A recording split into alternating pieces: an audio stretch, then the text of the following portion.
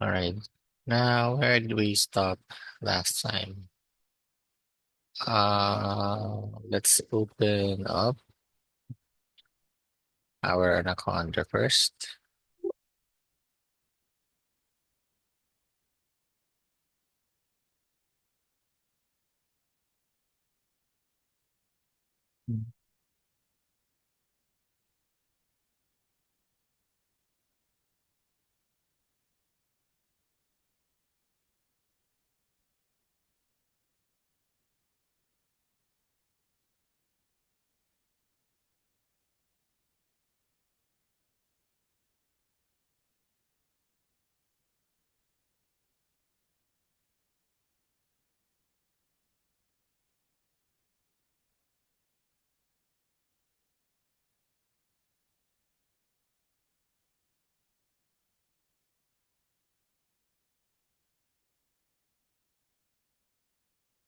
Mhm.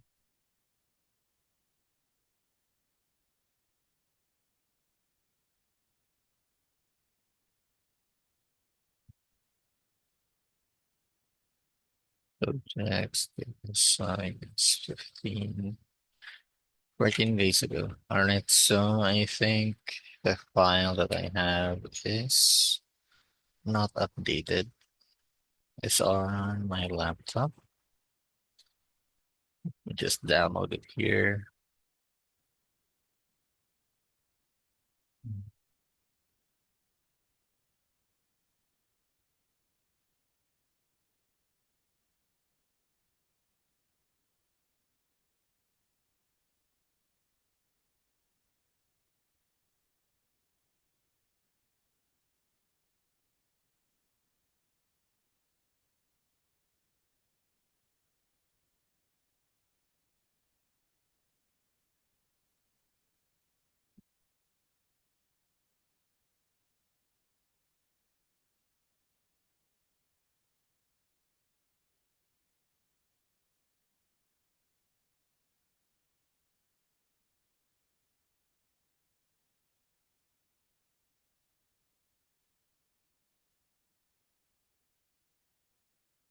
All right.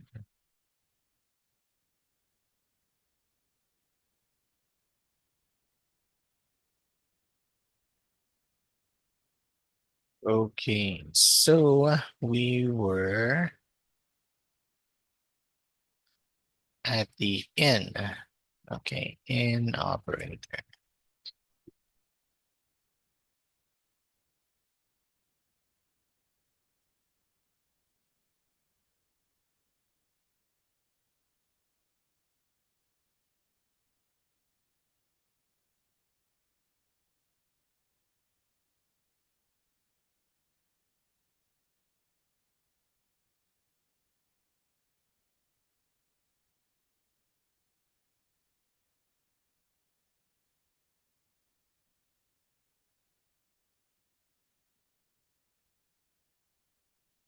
All right, so this is it.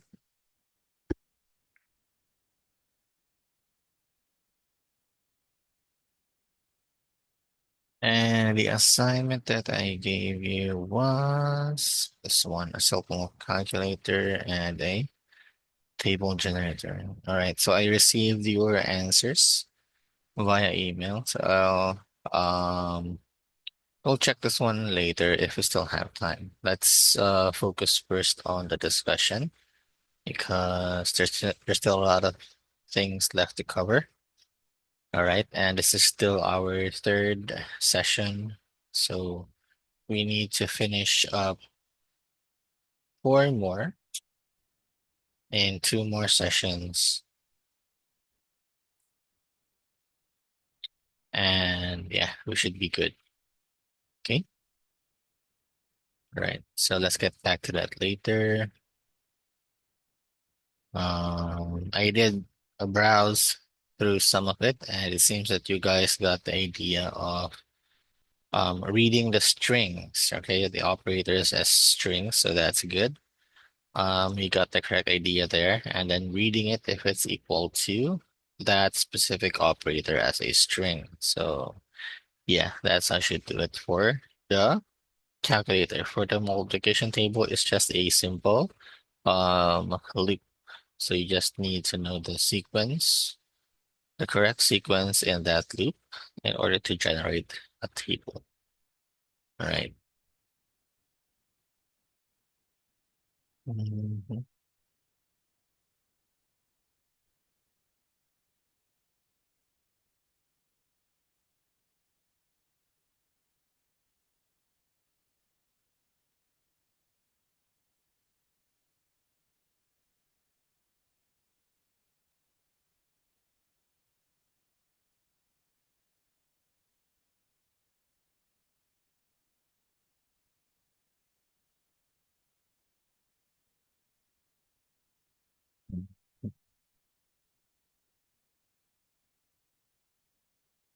So after this is data encryption, but it's an entirely different topic, right? Mhm. I think it's better if we have a short exercise first before we continue. All right. So I have a very simple exercise here, right?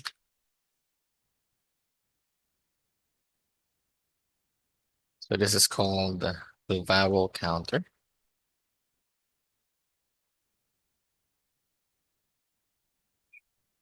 right? So create a program that counts the number of vowels regardless of case in a user entered string.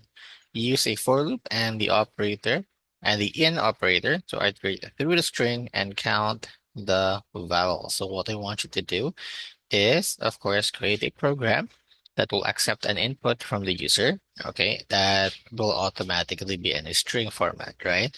And then it will scan, right, that string for each vowel, all right? Um, if you can make it case, if you can make it detect case, that's great. But if you can't, um, that's all right. You can also make it just detect a specific case like lowercase or uppercase, that's okay. So it's limited to the user entering lowercase letters only. So that's all right. If you can find a way to make it detect both upper and lowercase, that's great.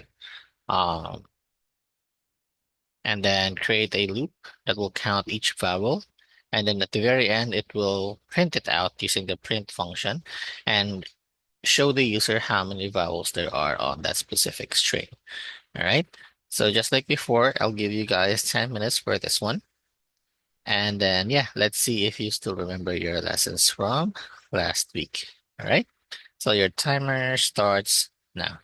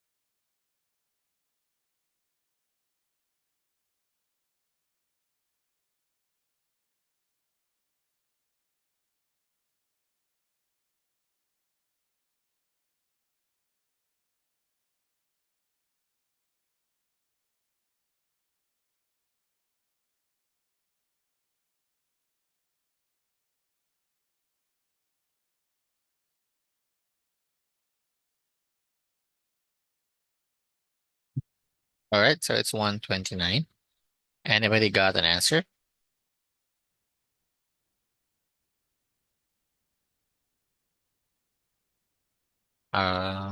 Sir Francis, Limpy, I'm Laura. Okay, so Sir Limpy is stuck. How about Sir Francis and Ma'am Laura?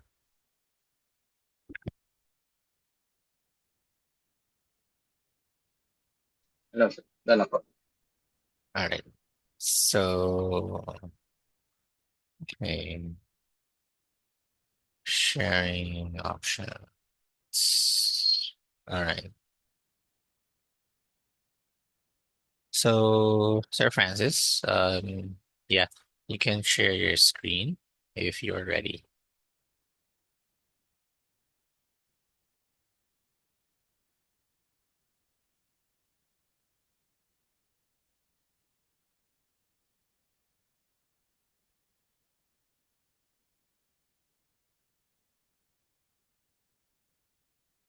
All right. So, can you explain to Sige us, po. sir, the solution?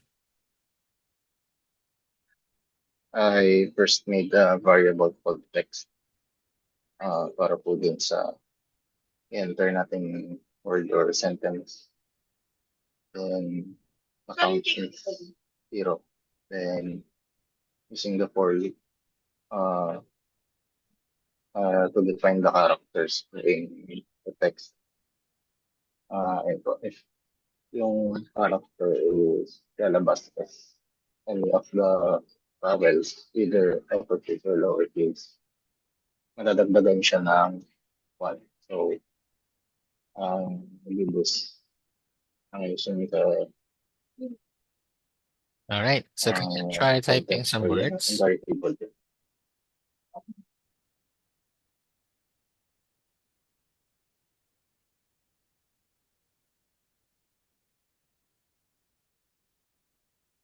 Reference to our All right. free trial the Two. All right. Can you try Singapore with a capital S? All right. So one, two, three, four. Okay. And then the same word, but the capital O.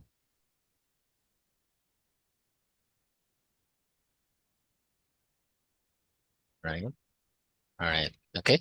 So it works perfectly well. All right. So good job, sir.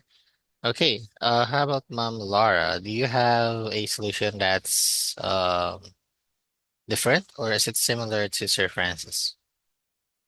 It is similar po. For All right. So maybe if I were to look for an improvement, let's see. Mm, So you combine the capital and the uppercase and the lowercase into one string. So that's good. It's how do I say this? It's much more efficient because it's using fewer lines of code. So that's good. If you were going for readability, you could have separated the smaller case and then the uppercase. That would have been one option, but it's still good that you combine them like that. Let's see if there are other ways of solving this. Hmm, so you could have used the other loops for this, but in the end, it's gonna be in the same format, I think. Somewhere along that line.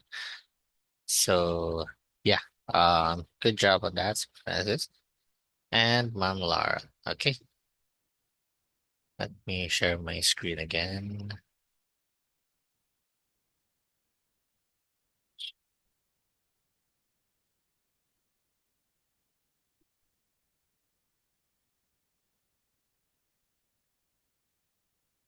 Right. So the next part here is about data encryption, but we're not really concerned with data encryption as data scientists. This part is more on what is Python capable as a whole. Can you see what's wrong in my attempt? Okay, yeah. There's still some time, Sir Dimpy. Yeah. Can you share your screen? All right, so let's try and help Sir Dimpy with his solution. Oh, wait. This is mine. So, siguro I didn't use the character prompt siguro. So, nilagay ko na lang na I, I maybe have forgot the wrong syntax. So, akala ko kasi nakita ko ginamit nila is For loop. just, oo. So, Mm, ayun, yan lang yung ginawa ko. So, I assumed na if these vowels were there, kulang pa nga, magka-count ng one. Tapos, ayan. So, well, it returned an error. mm, But I okay. noted the solutions now of the others. Mm. So you can't combine the is and the in like that, sir, because the is a different kind of operator. Okay. It's concerned more with checking if your variable is the same as another one. So I you see. can't, yeah, you can't use it in that specific sequence. Your letters are in variable format, so the it can't really read it as is. So you have to use a string for each one. I see. Yeah. So while loop is also a possible solution, you have to think of a different logic on this one. Let's see.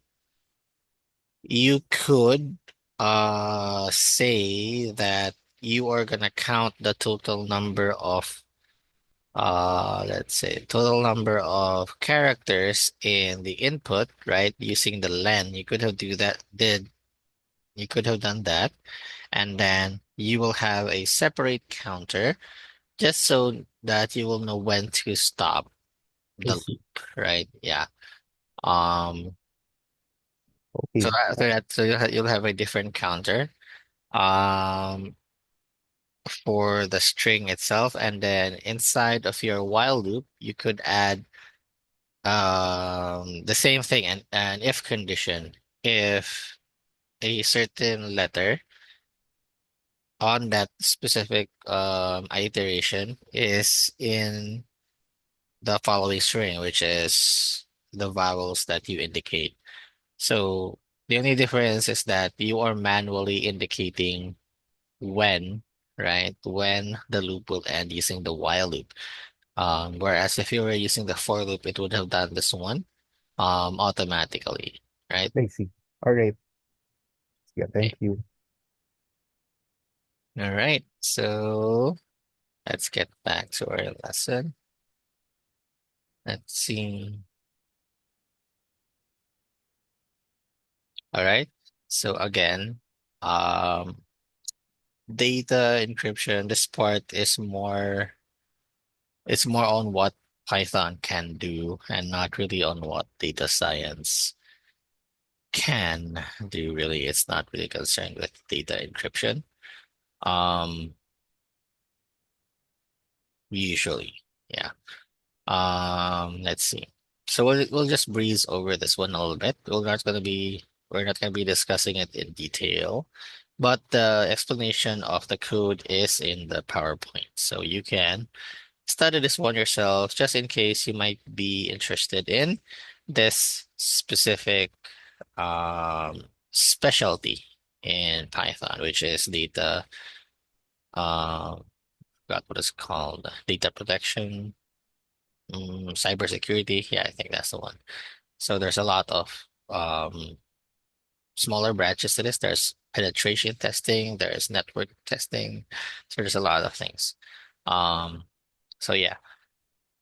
So data encryption can be used to protect information transmitted over networks, all right? And attackers often use sniffing software. So it's sometimes called network analyzers, and they intercept and capture your data as they traverse through the network. So if you don't have encryption, then your data is clearly visible to the one that's watching. So that's why they say don't use public Wi-Fi because the one that's offering the public Wi-Fi has complete access to your data, right?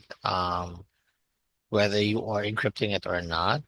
I mean, yeah, you are encrypting it by default, but the point is they still have access to your data directly, right? That's the point of not using public Wi-Fi. Only use Wi-Fi that is trusted, okay? Or unless you don't really have any other choice, right?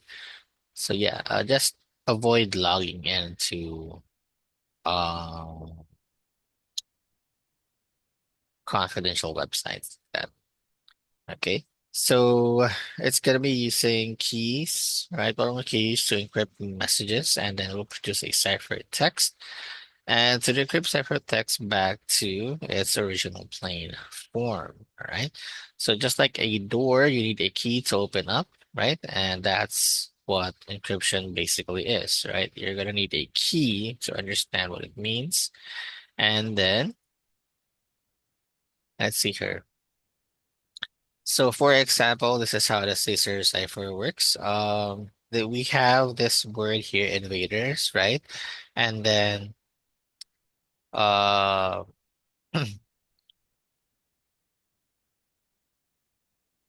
what they did before is, let's say your key is +3, all right, for example. So you would have to move the letters 3 characters to the right. Okay, so if it's I, and then if you count 3 letters, so JKL, that's why we have L here.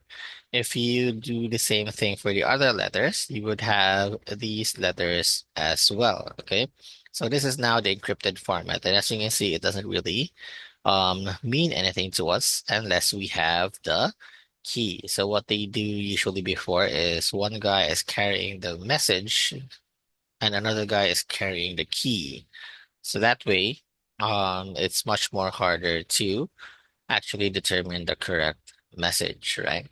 But Caesar cipher doesn't really work nowadays in modern computers because it can instantly solve that one, all right? So how does this work in computers? All right. So what they are doing, yes, certain B. Ay, sorry. You have a question, sir? Sorry, I just stopped. Ah, Sorry. okay. Forgot to audio off. All right. No worries. So, how are we gonna do this one using Python, right? So the idea here is that we're gonna be using ASCII values, right, to um get the number associated with that letter. All right. So ASCII is this is a character encoding that we use when we are sending data through the internet. Okay, so we're attaching numbers to each and every character possible in every other language. All right. Now ASCII here is just um let's see. I think ASCII is just for the letters and numbers that you see on your default keyboard, right? Um, but with the other numbers, it's actually associated with other keys. You can actually search this one on Google. All right, so we have this one, ASCII code. Yeah, as you can see, uh, symbol, printable characters. So not really sure what these things are. ASCII control characters, such as printers. All right. This one is for printable characters. So this is what we see on our keyboard. So it's from 32 up to what? Up to 127. Okay. And this includes the capital letters and the smaller case. So this is for the basic English language, right? English alphabet. And then, of course, the symbols that you see on your default keyboard. All right. But let's see. Extended, right? So these are for the other symbols. Okay. But ASCII is just part of a whole. Uh, it's part of a bigger, uh, how do I say this? It's part of a bigger encoding standard, and it's called Unicode. And on that standard, it includes all the languages we have in the world. They are assigning numbers, right, to each and every character. So every character you can think of in a language has an equivalent number to it according to Unicode. And you can use that one to send data across the internet, and it can be translated directly by the other receiver. All right. But in this case, since we're using English, we're going to be using ASCII values only. Okay. So from that site earlier, we've noticed that letter A starts at 97 and then letter Z ends at 122, the decimal equivalent. Okay. There's also the hex equivalent for this one, depending on what you use, but decimal is much easier for our purposes. Okay. Now, if you want to convert the letter to the third letter on the right, okay, so all you have to do is convert the letter first to its ASCII equivalent 97, add 3, it becomes 100, and then convert it back to letter, it becomes D. Okay, so A, 1, 2, 3, it's D. All right, so you're gonna do the same thing for the other letters as well. So that's the idea here, okay? And that logic, right, that conversion is what is happening on the, what's this? Okay, I'm not using, where's the laser?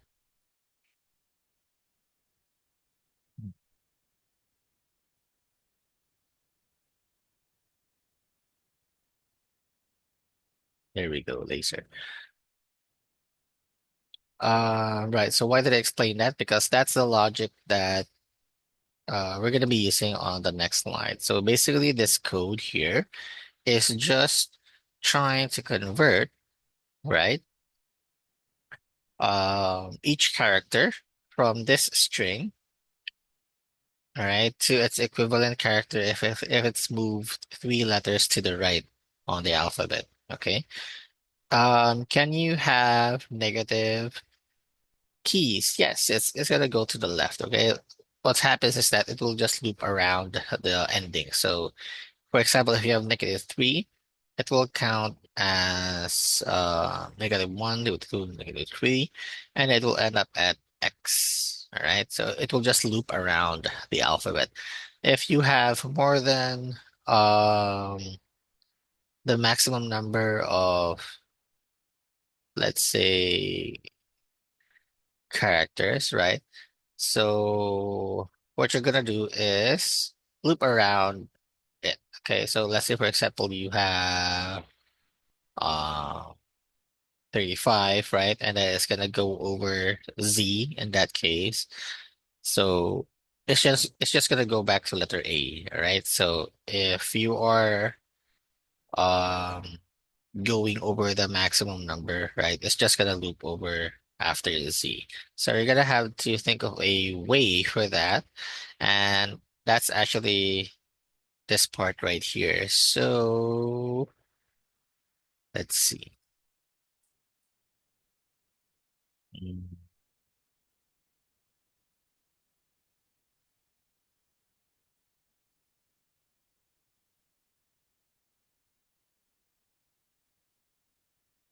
This is our cipher.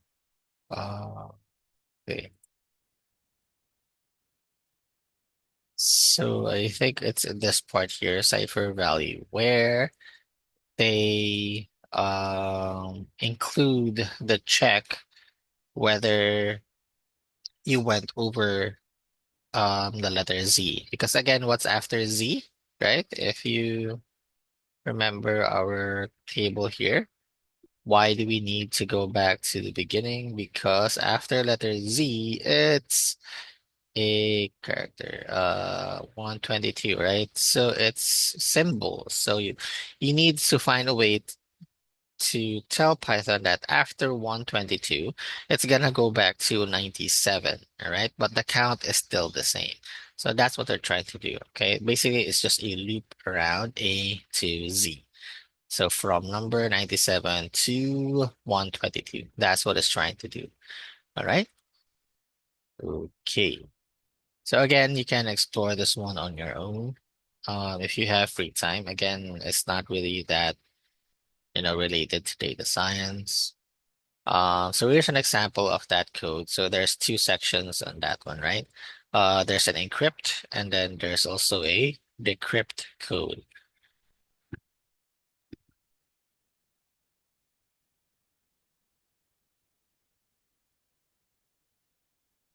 Okay. And if you combine those things, let's see.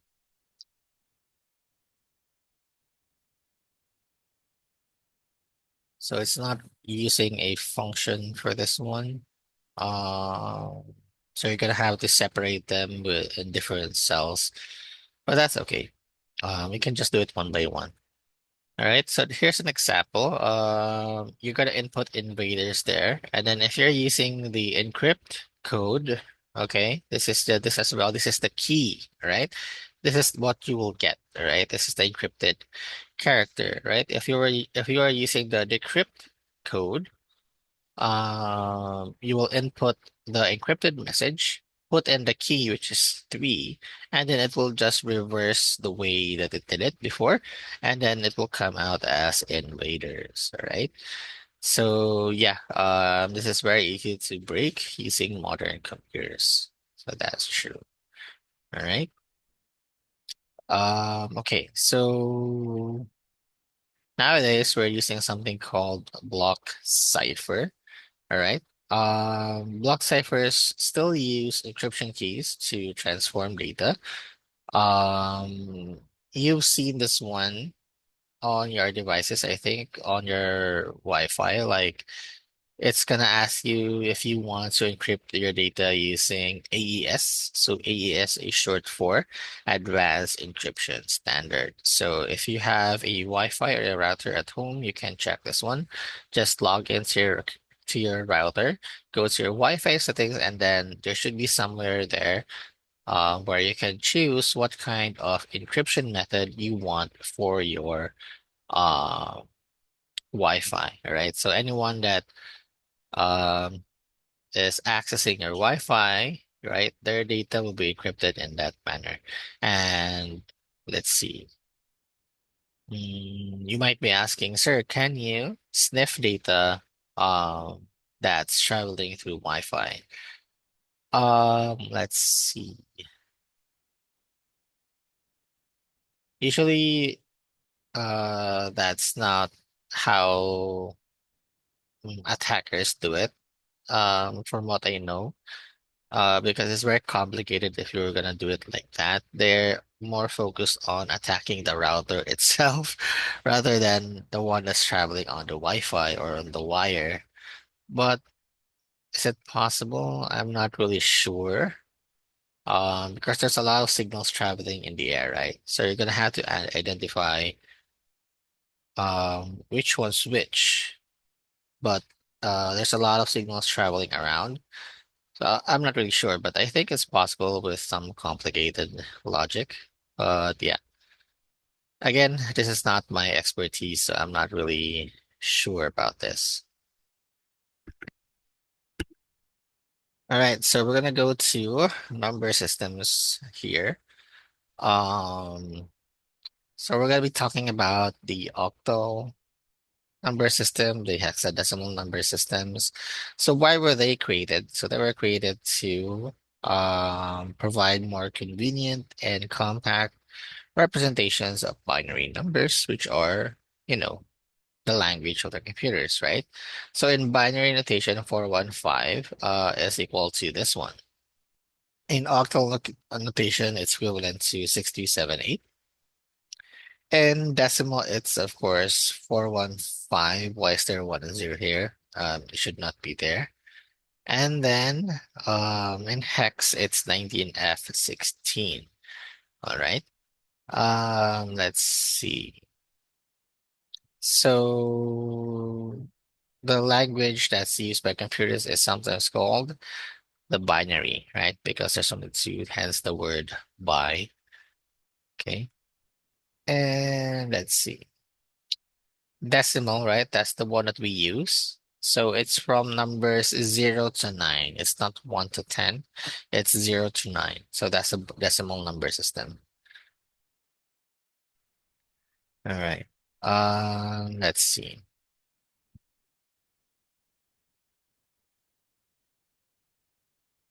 Okay. So you might be wondering, how is this more compact compared to using just regular decimal? Because when you reach higher numbers of decimal values, right, it's gonna get longer and longer. But the equivalent of that in octal and hexadecimal is actually a few characters smaller, so it's actually more efficient, right? Um, so how do you convert it? Okay. So it's counted from 0 to n minus 1, where n is the system's base, all right? And then if it's larger than 9, okay, like octal, no, wait, like hexadecimal system, the one that comes after 9 are letters. So it starts from A up to F. Okay, so yeah, 0, 1, 2, 3, 4, 5, 6, 7, 8, 9. So that's decimal, right? And then A, B, C, D, E. So that's up to 15. And then one more F for 16. All right. So that's the hexadecimal system. All right. And this is the way that it represents numbers. So A and then a subscript of 16 indicates that this letter, this character that you see is using the base 16. This one is using base 10. This one is using base 16.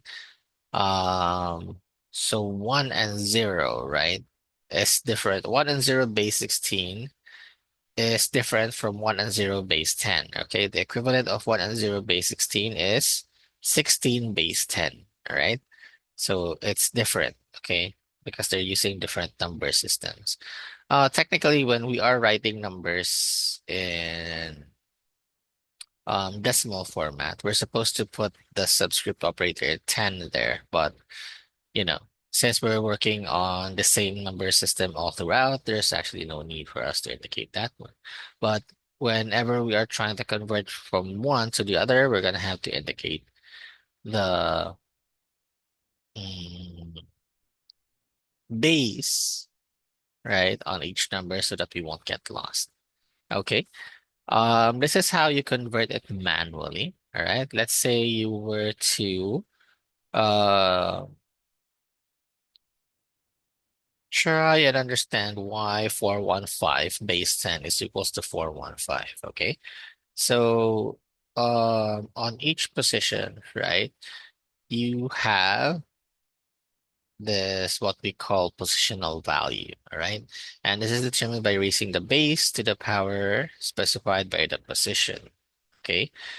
So basically it's like this. We've had this before in elementary, right? Where we have to do something like this. 5 times 10 to the power of 0, 1 times 10 to the power of 1, 4 times 10 to the power of 2, right? Remember this practice before? So we did this to understand the placement of numbers that we have, right? So what did we ended up calling them? We call them the ones, the tens, the hundreds, right? So it's because it's using those positional values, okay? Why is it ones? It's because 10 to the power of 0 is 1. Why is it 10? It's because 10 to the power of 1 is 10. And then it's hundreds because it's 10 squared. That's equal to 100. All right. And then after getting their values, okay, you're gonna add them all up. So it becomes 4 times 100 plus 1 times 10 plus 5 times 1. Essentially, it's just 400 plus 10 plus 5, and that's why you get 415. Okay, so this is the base number system. It's just the same thing, right? We're just trying, it's just trying to show you how it's being computed, right? So now we know how to compute it, let's try the other things, okay? If you were to convert a binary to decimal, you're gonna do the same thing, right? Um, get each number, right? Multiply it by the base to the power of its position. So 1, 2, 3, 4, 5, 6, 7. It's going to start from 0. So that's why we have here. And then up until 6, right? 7 positions and minus 1. That's what is said earlier. Okay. And then you get their equivalent value. So you get the next line here. And you can see that some of them have 0, right? So 0 times 16. So of course it's 0. That's why we don't see it here. Okay. At this point, we don't call them ones, tens, or hundreds anymore because it's not using the base 10. It's using base 2. All right. So this is just basic mathematics here. You're gonna have to get used to that. Mathematics is part of programming. So you're gonna learn it whether you like it to or not. Um, so let's see here. And then add all of them up. It will be equivalent to 103. So you don't have to manually do it like this. We have functions for this one, right? And if you get used to it, you can actually count it manually. So 1, 2, 4. So 1 plus 2 is 3, plus 4 is 7. And then 0, 0, 16. 1, 2, 4, 8, 16, and then after this is 32 plus 32, and then plus 64, right? So it's the same thing you get here. So if you remember the sequence, right, it's actually, you can just do it on your head mentally. Next is what do we have here? So binary to decimal. So what is it trying to show you? It's just trying to show you one of the codes if you were to try and convert binary to decimal, all right? So what is it trying to do here? Okay, so let's do it line by line. This part here is uh receiving a text input from the user, all right? So you're just gonna be inputting numbers uh in binary format, okay, but it's gonna be in string, okay, data type. And then what you're gonna do is you're gonna count len bit string minus 1, so that is your exponent. This is the maximum exponent that you will get, all right? Using a for loop, 4-digit in bit string, so it's trying to read each character from that string, right? You're gonna convert, okay, that digit into a number. Okay, so there's only two, 1 and 0. Multiply it by 2 to the power of its exponent, which is here, okay, what the current value of exponent is. So basically what it's trying to do is it's just trying to convert what we're trying to do here into code, right? Convert the logic that we are operating here into actual code. So what is it trying to do? Convert it to integer first because ones and zeros are integers, right? And then multiply it by 2 to the power of exponent, which is what we have here as well. 1, the digit, times 2 to the power of exponent. This is that section here. Now, why do we have decimal? It's because we are trying to get the equivalent decimal number. So we just want to keep on adding it, right? So we get 64 and then add the next one plus 32, get the sum, add the next one plus 4, get the sum. You get the idea. So it's just adding it one by one instead of adding it all together. So 64 plus 32. So what do you get? It's 96. 96 plus 4 is 100.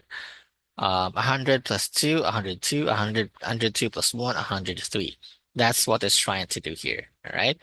And then after finishing that loop, after finishing the entire string, it's going to print it out, and then you get your decimal value. So enter a string of bits, 1111. Okay, integer value is 15, and that's correct. 1, 2, 4, and 8.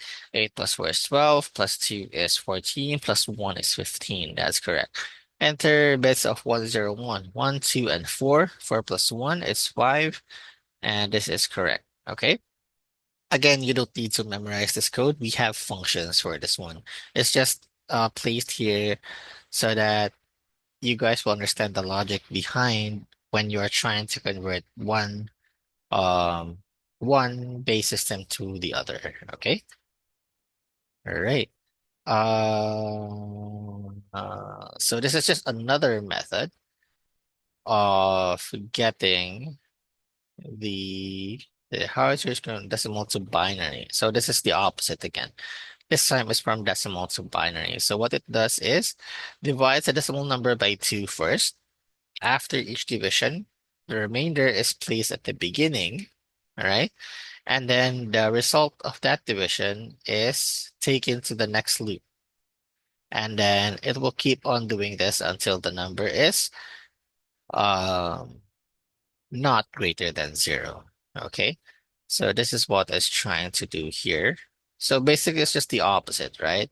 But it's using modulo for this one. Okay. And a while loop.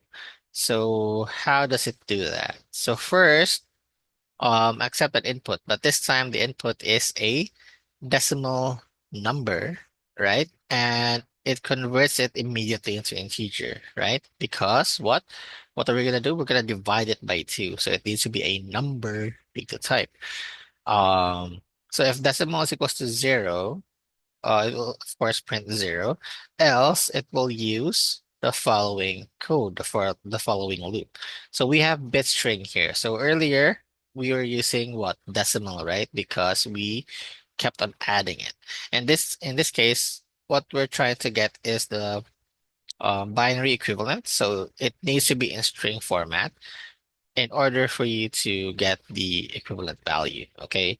Because you can't just add 1 and 1, 0 and 0 if you're using integers, right? You can't get the actual um how do I say this, the actual value for it because it's just gonna add it as integers. So you're gonna have to convert it to strings. And then what was the condition? While the decimal number is greater than 0, so it's gonna keep on repeating it. So that's what we have here. All right. So the first process is what? It gets the remainder, right? By dividing it by 2. So when you do it like this, you're just going to have either 1 or 0, okay? And then that's going to be the remainder, all right? And then on the second one here, on the second variable, decimal floor division of 2. What is floor division? Basically, it just removes the decimal part. So if you say 5 divided by 4, you're gonna have a remainder of 1, right? So it's just gonna remove the decimal part and then just use the whole number. So 4, right? So that's the next one. And then you have bit string here. So what you need to do is remainder, right? Convert the remainder value to a string and then add it to the bit string that you have here. All right. So again, the addition operator here is the concatenate operator, not the addition operator. It's not, this is not numbers, it's strings. Okay. Next is, let's see. So this print statement here is included in the while loop. Basically, it's just trying to show you what's happening inside. From what you can see, it's using decimal. So you're going to see the decimal, the remainder, and the equivalent bit string in each loop, right? So you will see the flow of what's happening with those variables on each loop. And then finally, on the end, it's going to print out the final bit string, okay? So again, we're not going to focus on this code. We're not going to be using this code, right? It's just one of the ways that we can convert uh, decimal to binary. Yeah. All right. So if you were going to type that code, it's going to look like this. Enter a decimal number at 34. So remember this part, this string format. Okay, this is what will come out. Okay, these parts here. So 34, right? 34 divided by 2, it's 17. Okay, it's an exact number. The remainder is 0. What's the next one? Decimal, remainder, bit string. Okay, so decimal, right? Divided by 2, remainder is 0. And then what you're going to do, you're going to add it to the bit string. So that's why what we see here is 0. because it's our first number, right? Bit string at first is just blank. Okay. Next is divided by 2. So it's 8, right? Because 17 divided by 2, it's 816, right? Remove the remainder to get the decimal. So we have 8. Get the remainder and assign it here, and then add it to our uh, bit string. So 1 and 0, right? So I'm sure you've noticed that it's adding it from the left, okay? Because that's what we did here. The remainder first and then add afterwards the bit string. So it's adding it in the left side, okay? All right, so don't get too confused. And then you're just gonna repeat the process over and over until you what? Until you get 0, all right? And in which case this is where the while loop will end. Okay, after ending it, it's gonna print out the final binary equivalent. So if you were to count this one manually, it's 1, 2, 4, 8, 16, and then 32. So 32 plus 2, it's 34. So this is correct, right? Okay. But again, yeah, we're gonna be using a simpler one later, which I will show you later, right? And let's just finish the whole thing first. Okay, so a quick way, yeah, you can do this one, but again, if you keep on doing conversions, you're gonna memorize it either way. This is only good if you were to convert smaller pieces of numbers, all right? So a quick way is to the power 4 or 16 base 10. Huh? Ah, okay, so there's 4 zeros. Okay. Okay. All right, so this time we're trying to convert octal and hexadecimal numbers, right? So how do we do this one if you were to convert octal to binary? So let's see here. If this is your octal number, 4, 3, and 7, if you were to convert it to binary, you're gonna convert each number into its three-digit binary equivalent. So 4 is 100, 3 is 011, 7 is 111. This is where this table comes in handy if you have it memorized. Okay. So basically the equivalent of octal to binary is this one. And then from here you can convert it from binary to decimal. Okay. So it's gonna have to go through binary first, right? Okay. Let's see here.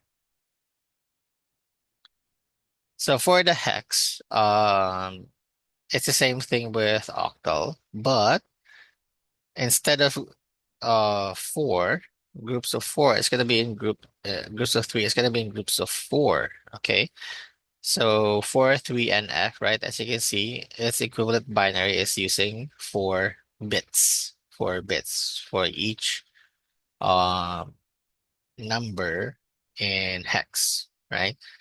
So that's how you do it. Um, why is it equivalent to 1111, right? So if you remember, base 16, right? So 0, 1, 2, 3, 4, 5, 6, 7, 8, 9, A, B, C, D, E, F. So F is at number 16. So you have to get 16 as well from binary. So 1111. If you were to add all of them in decimal equivalent, it would be 1, 2, 4, and 8. 8 plus 4 is 12, plus 2 is 14, and then plus 1 is 16. All right. So it's 15, right? If you were to add that one. But remember, we are counting from 0. So it's actually 16. Okay. 0, 1, 2, 3, 4. Don't forget the 0, right? If you add it all together, it's 15. But if 0 is included, it's the number 15 is equal to F, right? So again, don't get too confused with this one. String methods. All right, so we're done with that. Let me tell you guys how to do this one in a much easier way. Okay, so let's say for example, I wanted to convert binary to decimal. All right, so we have temp here, for example, right? And then I'm gonna use input, okay, and then enter a mm, enter binary. Okay, so we're just gonna be using simple words. Um, then you will get the decimal value, right? Is equal to what? We're gonna be using something familiar. Okay, it's actually the int operator. All right. Now the way that the int operator works is that if you remember its syntax, there's an extra one here on the second parameter that indicates the base of the number that you're trying to pass as an argument. So if we were to put our number here, temp, and then we were to indicate that this is a binary number, so we put 2 here, okay? So it will tell Python that the number temp is actually in base 2 decimal system, okay? So what we need to do is, yeah, it will automatically convert that string into integer, right? Since we're using an int, and then all we have to do is print it out here. All right. So, what was the example earlier? So 1111, right? So this should be equal to 15. All right. So that's one way. Next is binary to decimal. So octal to decimal is the next one. Octal to decimal. All right. So the same thing, we're going to be using the same thing, but can you tell me what we're going to use? All right. Uh, mm, all right. Octal. And then what? Instead of base 2, we're going to be using base 8. All right. And from our PowerPoint earlier, okay, 4, 3, and 7. Let's try and convert that one. 4, 3, and 7, right? So 4, 3, and 7. You have 287. So let's remember this one, okay? We are gonna try and convert it back later on. Okay, so we have the equivalent of 437 is 287, right? So 012, yes. 0 012. Okay, and then this is 01237, right? Huh. So if you were to convert this entire binary into decimal, you get 1, 2, 4, 8, 16, 32, 64, 128, 256. So what do we have here? 256, right? 1 plus 2 is 4, 8. Okay, so I can't do this one on my head. Uh 1, 2, 4, 8. So if you have 4 here, it's 15, right? 1, 2, 4, 8, and then 16. So if you were to, let me get my calculator. 16 plus 15 plus 256, 287. 287. Yeah, that's correct. All right. Next is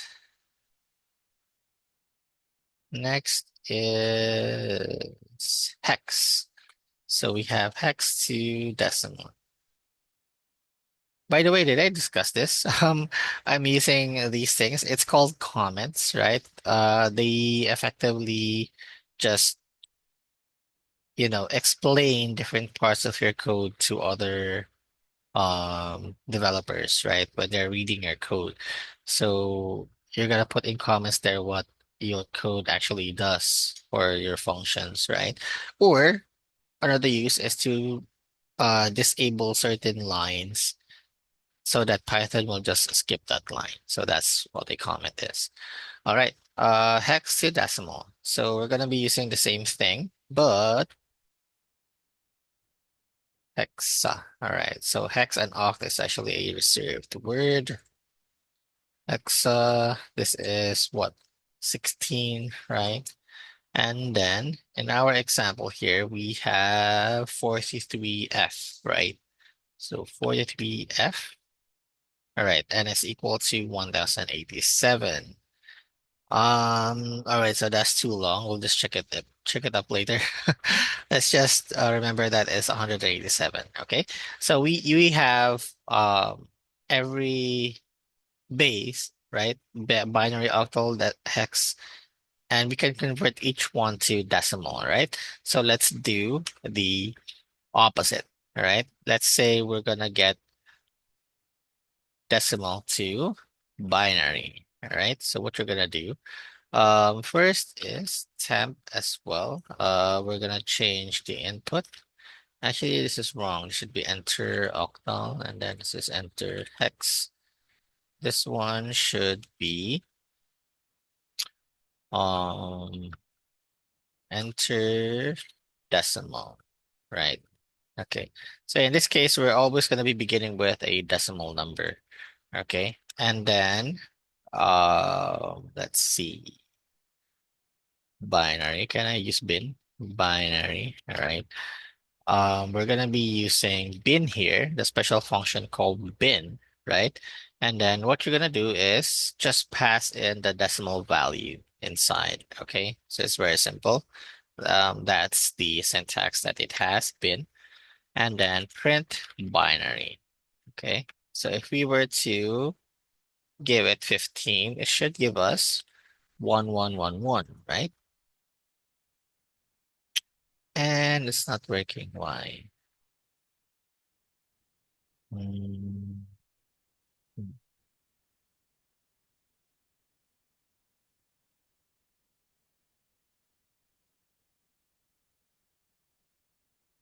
All right, so I forgot to put an int.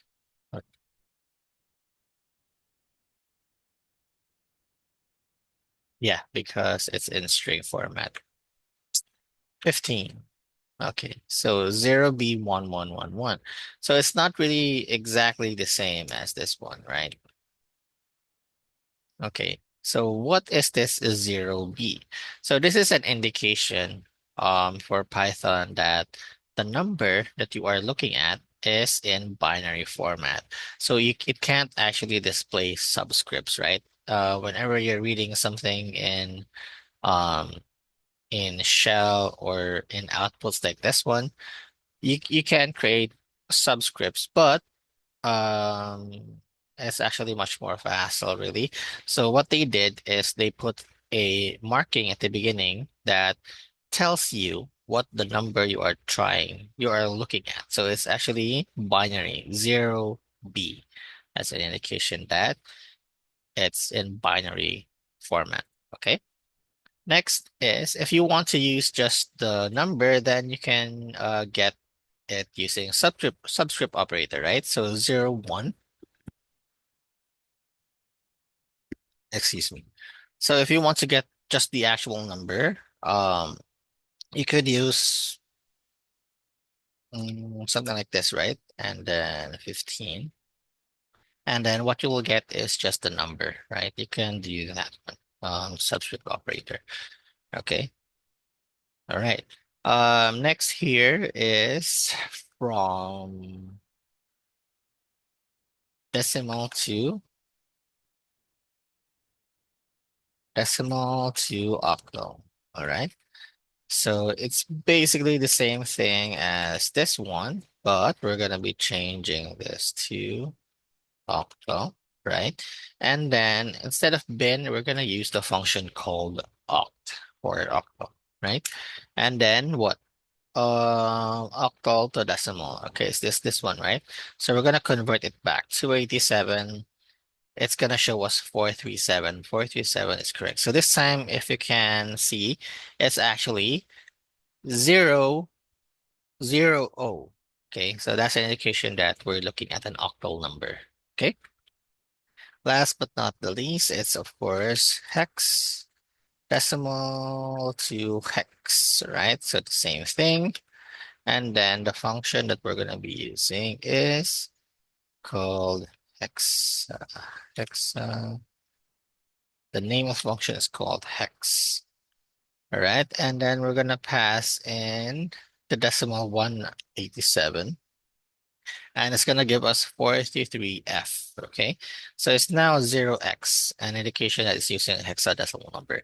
So I'm sure you guys have noticed this one before, 0x. So whenever you get an error on your computer, right, like a blue screen, a crash, right, and then you're gonna go to the part where you're gonna look for the description of the error, right? So it's gonna say there's an error somewhere in 0x blah blah blah blah blah. So it's a very big number.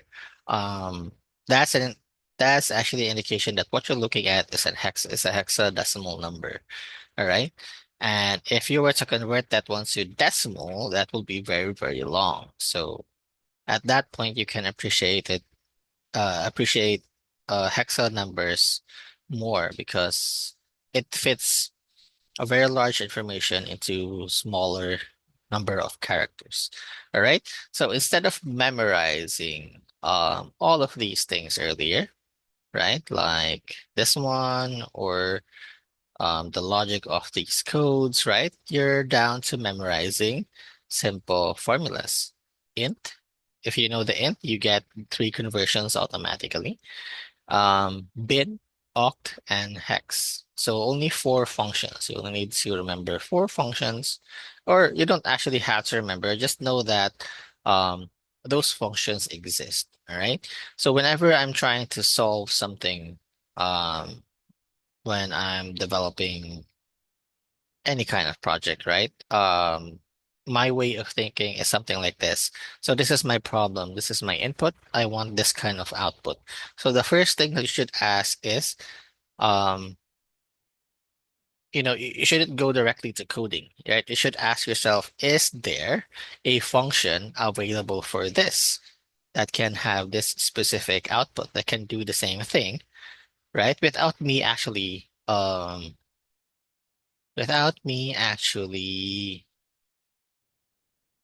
writing new code, right, to get the same output. If the technology already exists, right? If it's in a different library, uh, if it exists as a function inside Python, then you're gonna use that one, okay? It will save you more time if you were to use those things than actually create it all over again by yourself, okay? So use that advantage. You will only ever create it yourself if one, um, it doesn't exist, the solution doesn't exist yet, or if you're after a different thing, like for example, you want the function to be much more efficient, right? Um, so let's say, for example, the int function here, you want it to be more efficient, right? Let's say it takes the computer half a second to compute the answer for this amount of data. So if you were to make one your own that can lessen it by 20%, that's good, right? If you're after performance or something like that. So those are the only two things that um, will require you to create one yourself, okay? Again, if it exists already, if there's a function for what you're looking for, use that, okay? If it exists in a library, you can learn that library for the specific function and then just so that you can get the output, right? You can just make it more efficient later on. Anyway, you can import specific functions later on to save space to make it more efficient. Okay, but first you have to make it work, right? Make it work and then afterwards make it efficient and then refactor your code. Make it use less lines of code. So that's the sequence whenever you're trying to create something. All right. Okay, so I hope that was clear, right? It's very simple, right? You just have to use those functions. I mean, um From what we've been through, yeah, this is actually very simple, right? It's just using these very simple functions. There's actually no complex parameters on it. Okay. Next is string methods. Okay. So let's see here. So remember our analogy, right, for objects. We're using the analogy of cars, right? For example. And then if you were to describe a car, it's gonna be either one of two things. First is what it can do. Second is what it is, right? So the first one is methods, what it can do, that's methods. And the second, what it is, those are properties, all right? So let's go a bit further. What can it do? It can accelerate, it can brake, it can turn on the AC, it can turn on the radio. So those kinds of things, those are what the car can do, right? So those are the methods. Okay, so we're gonna convert those things later to actual code. For the properties, right? What it is. So basically, you're describing it as is, like what's the color?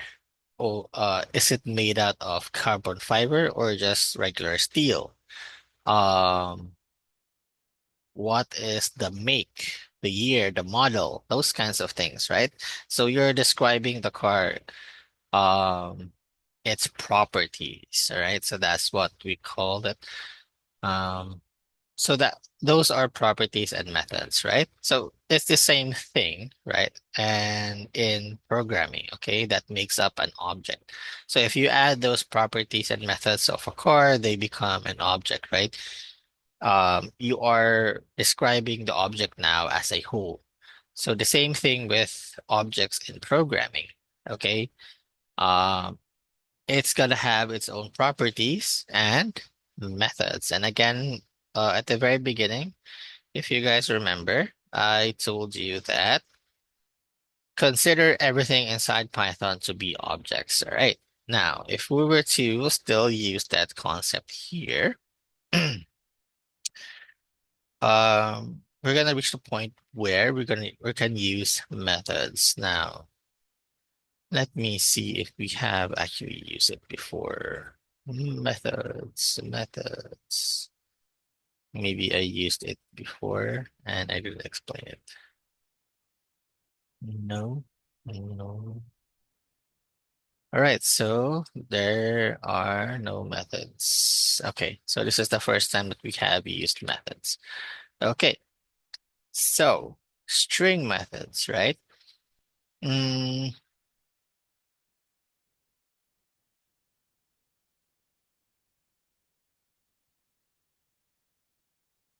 okay, let's first discuss the dots that you see here. All right, so this is a string, right? And then dot and then split. Okay, let's discuss that one first.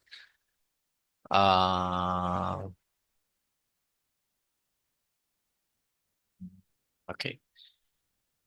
So it's not indicated here, but it's called dot notation. So this is used in all programming languages. They actually I don't know any language that's not using this one. All right. So you start with the object itself, right? Whatever that object is, whether that's a number, a string, a list, a dictionary, it doesn't matter as long as it's an object, right? Which is almost everything in Python, right? After that, you follow it with a dot, okay? And then you can access either properties, all right? Or you can access methods, all right? So take a look at what I'm doing here. If you're just accessing properties, you're not going to be using open and close parentheses. If you're accessing methods, you're going to be using open and close parentheses. Now, what does this look like to you? All right, this part.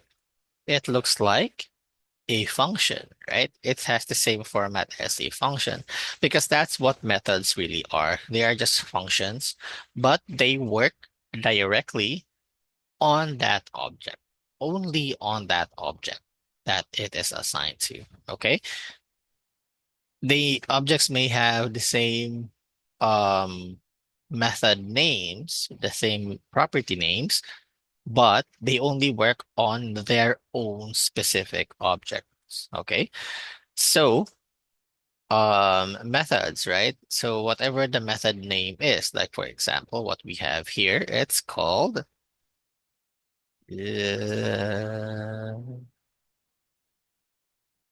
split, all right, in this case.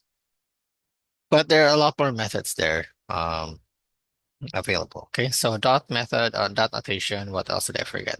Sometimes there are properties where it doesn't really work if you do it like this. So some properties actually sometimes work like this, but they are still properties. Um, they're not methods. So what's the difference? Let's say, for example, if you were using a different language, this is usually just how you would use it. You won't use method because this actually right now is a method, but it will just give you the value of a property. Okay, so what does this mean? Why is it doing like this? Basically, it's for security purposes so that the user don't doesn't make a mistake of overwriting the property. Because if you were to overwrite it by accident, then it's like saying the blue car is now equal to a red car. Okay, it's the same thing. You're suddenly changing the property, what it is, right? It's like you're changing the Ford into a Mazda. Okay, something like that. Uh, so yeah, that's why they are using it in a method format to protect the data inside. But this is usually enough, the first and the second one, okay? This one, let me just put some notes here. This is actually enough, okay? Right, those things are the important ones. So let's try and explore what we have here. Sentence, input sentence, split. All right.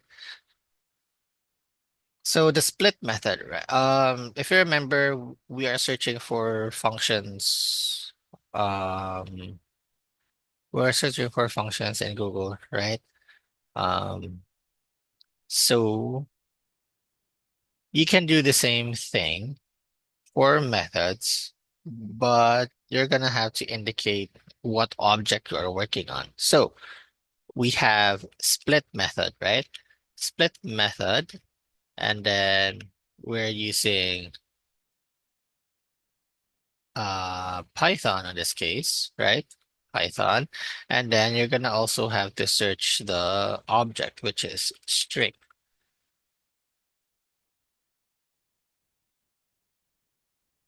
Okay, so as you can see here, Python string split method. Okay. Now, if you were to expand this one, it will look something like this. Let me search here. Where is it? This one. Okay. It's gonna say Python string methods. Okay, you understand? So that's how you should search for it. You can start with the object, followed by the method name, and then followed by the language that you are working on, so Python. So if you click on string methods here, this will list all the methods for strings as long as the data type is a string, whether it's stored in a variable or the raw data itself. These are what you can do. And one of those things is called split, right? And the split here says split splits a string into a list. Okay, you can specify the separator. Default separator is any white space. Okay, so it has two parameters. It has separator and max split. Both of them are optional, meaning both of them have default values. So you can just use it as is.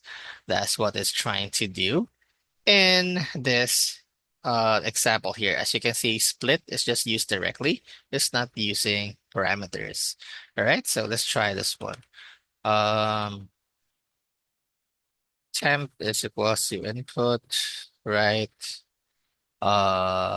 We come inputs. for example. And then you were to say temp dot split, all right? And let's see the output. Okay, no, that's wrong. Enter a string. Let me stop this one first. Sorry.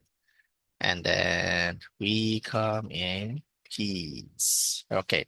So the default value for the separator is space, and then the default value for max split is -1, which means all the occurrences. Okay.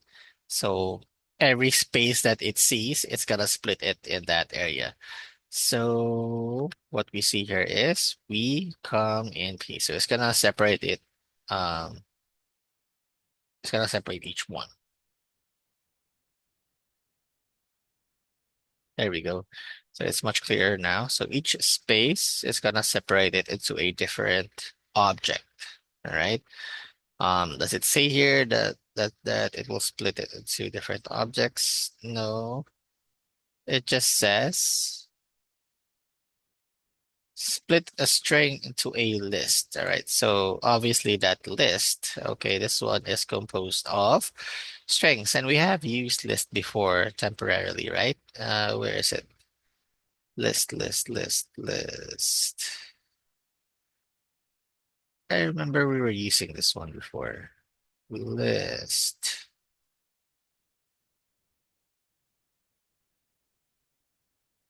I can't find it anymore. But um that should be it, okay?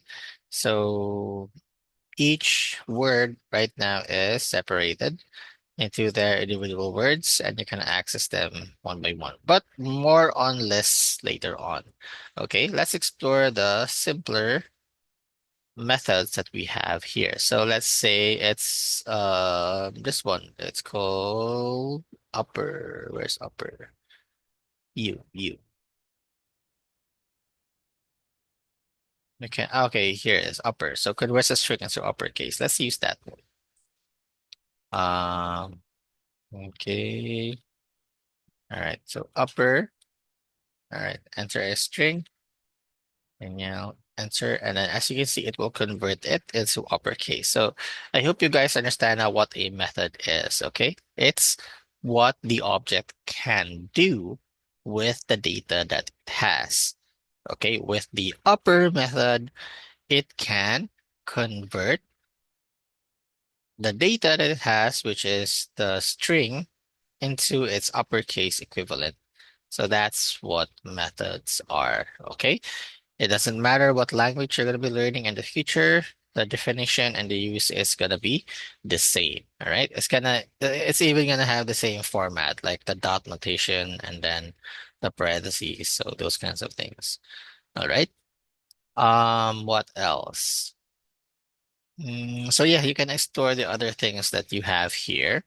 Do you have to memorize them? No, but the more that you practice coding, right, you're just gonna be able to automatically memorize some of them. If not, again, like what I said earlier, if you have a problem, try to search for it if a function exists for what you need.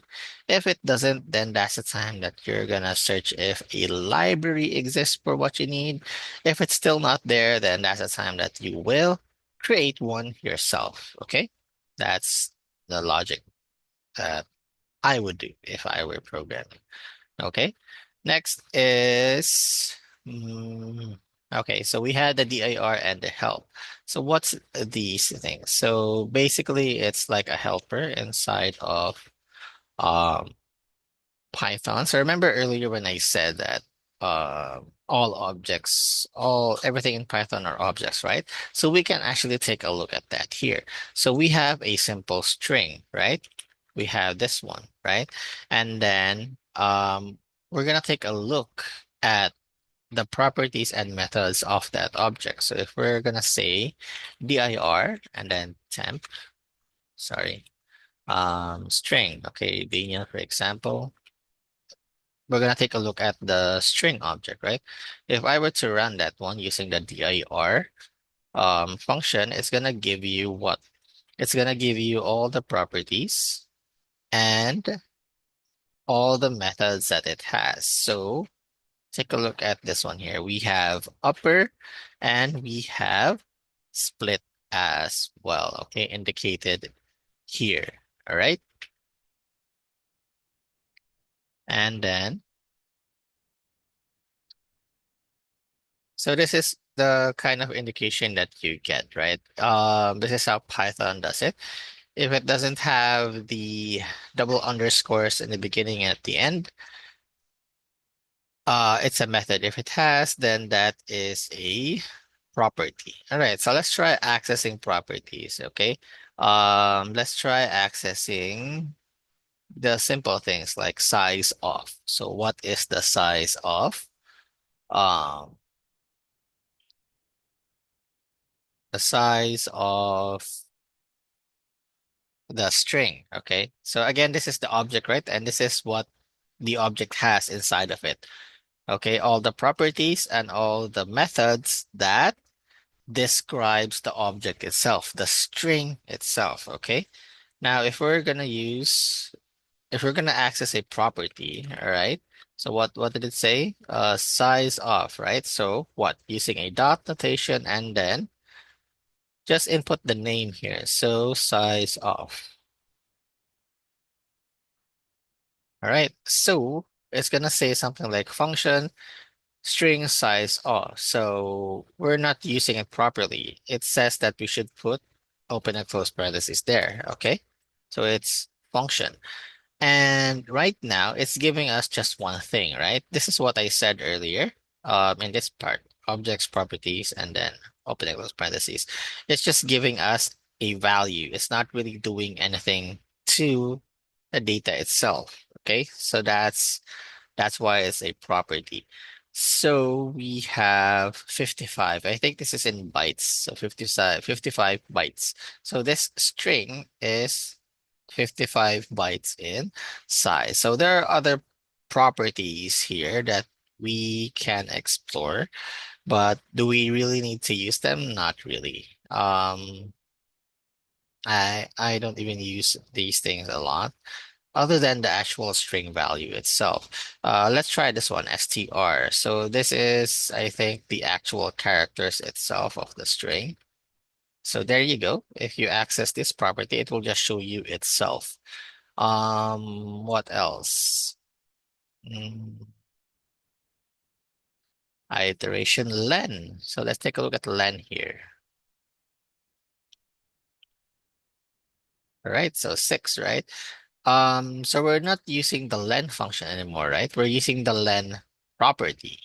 Okay, so there's a difference. Um, so actually, if you think about it, the len function is, I think, just accessing the object's len property and then just returning that one to us. But they just made it into a function so that it's kind of universal. You can use it in any other objects that you have. Okay. All right. So we're done with the IR. Then the next one is help. So help, of course, is just an explanation of whatever you're looking for. So for example, the upper, right?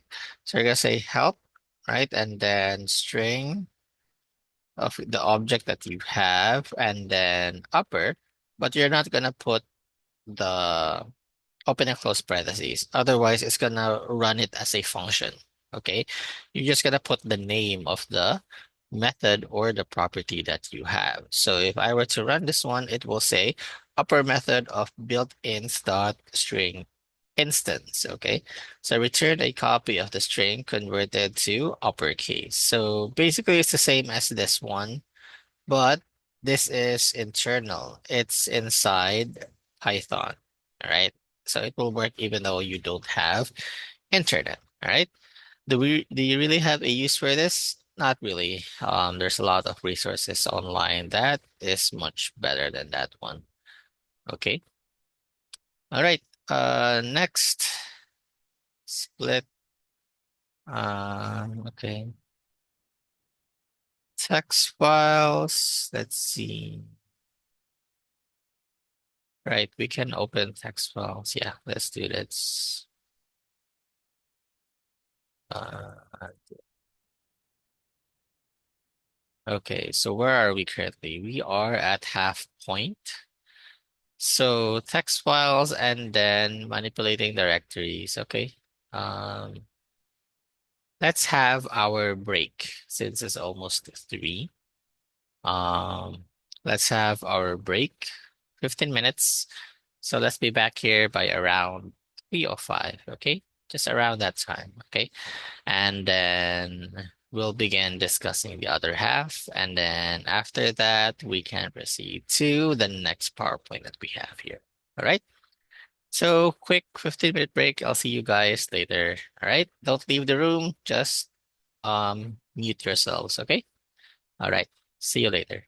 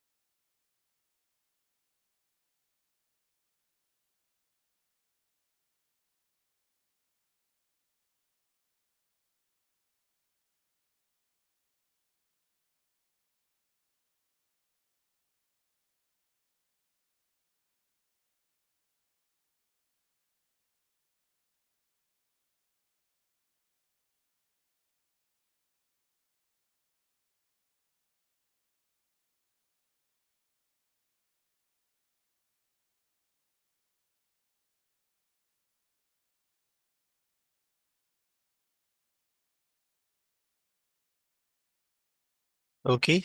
Is everyone here? Give me a thumbs up.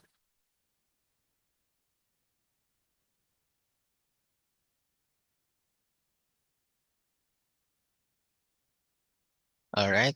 Sir Dimpy is here. How about the others? Sir Francis, Ma'am Lara.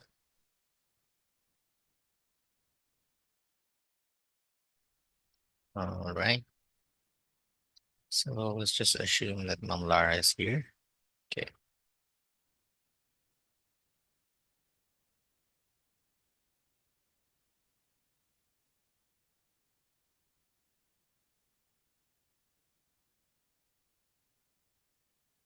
All right. Um, let's continue with our lesson. So this time it's about us accessing text files in our computers, all right? Um, Actually, you can access any kind of file that you want, but usually, it needs some other things to set up before you can access them for data science. But first, let's focus on the most basic one, which is text files, okay? All right. Let's use a text editor, any kind of text editor, and then let's input the following numbers inside. And then what you have to know is that whenever you are opening text files, all right, any kind of data that goes in and out of the text file should always be in string format. If it's an int, then you have to convert it, okay? Like what it says here. So first, let's create a file. So on your folder, click on new, all right, and then click on text file, or you can just go directly to your folder and then create a text file. Okay, so I'm just gonna do it manually here. New file and then untitled. I'm gonna name this one numbers. My keyboard is not working. Numbers. All right. And then it says here that I should create the floating point numbers with two decimal places. All right. So 6, right? Separated by spaces and then two rows. Okay. So 5.5, 6.8, 78.85, 83. How about 45.67? 98.23. What else? 25.50. Right. And then after that, you have to click on File and then Save, and then you can close it afterwards. So in your Explorer here, you should be able to see the file, okay? You should be able to see the file. And then what next? All right. Next is we're gonna learn about a new function, and it's called the open function. Um this is how you open up text files. Okay. Now let's see. What the open function will do is that it will return to you an object that allows you to perform operations on the file itself. So that's what the open function will do. All right. Um, so it has two basic parameters. First is the name of the file that you're opening. And then the second one is the mode. In what mode are you opening the file? Right? Um, okay, so let's discuss first the W mode here. So W is short for write mode. And um, let's see. So the write mode, okay. So it will add new things to the file. But when data is written to the file and the file is closed, any data previously existing in the file are erased. So you're gonna have to be careful with this one. Whenever you are using the W mode or the write mode. Okay. Next is what we see here is a method. It's called the write method. And then the second one is called the close method. So just like with us. Okay. So just like with us manually opening a file, right? We double click on it and then we save it and then we close it, right? So those actions, we're just converting them into actual code. So that's what we have here. Open, write, so that's saving it, and then closing it afterwards. Same actions in different ways. So it's us manually using the mouse, right? And the other one is the program itself is opening the file. Okay. Okay.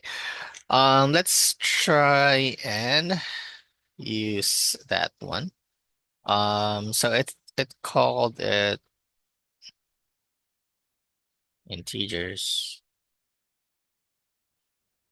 Right. So it's not actually.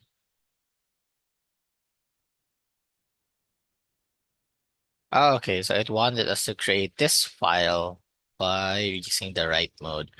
Ah, okay. So let's try and do it again. But let's just name it. Let's just give it another name, okay? So let's see here. So F, right? It's using F, but you can this is just a variable. You can use any variable name, right? Okay. Open and then the file name. So I name it numbers, right? So I'm gonna name it numbers 2.txt. Did it use txt? Let's see, txt. Yes. So you need to indicate the extension itself, right? Okay. Next is W. So comma W, and then it was string. And then, so this will give you a what? A file object. All right. So this is an entirely new object. Okay. It's not a string, a number. It's a file object. So that's the kind of words that you are looking for when you are reading other technologies. Okay. So data using a file object. So the moment that the object comes up, automatically you know that it has properties and methods. Okay. So it's gonna say something like you can use these methods here. So let's say, for example, we're gonna write something. So since F now is the object, we can just refer to it by itself and then so we say F dot write. We can't do that one because F right now is an object. So F write and then whatever we want to write here. Okay. Uh, so these are the numbers that we had earlier, right? So I'm just gonna copy these things. Okay. And then paste it there. I'm gonna put a slash n here for placing it below. Okay, slash n here as well. And then after writing it, I'm gonna close it up. Close. All right. And then mm, run it. Okay. Now, if you go back to your Explorer, you'll notice that you have a new file there. So this one is created just a second ago. So if you open this one up, it will have exactly the same number as what we created earlier. Okay. So let's try and explore. If you edit it, right, using the write mode, so something like this, and we're gonna say this is the first row, and this is the second row, run it. So you don't actually see any output, but I ran the program. So if I go back here and then open it up again, what you will see is the edited version, okay? And as you can see, the previous data is overwritten. So you have to be careful with the W method that we have here, okay?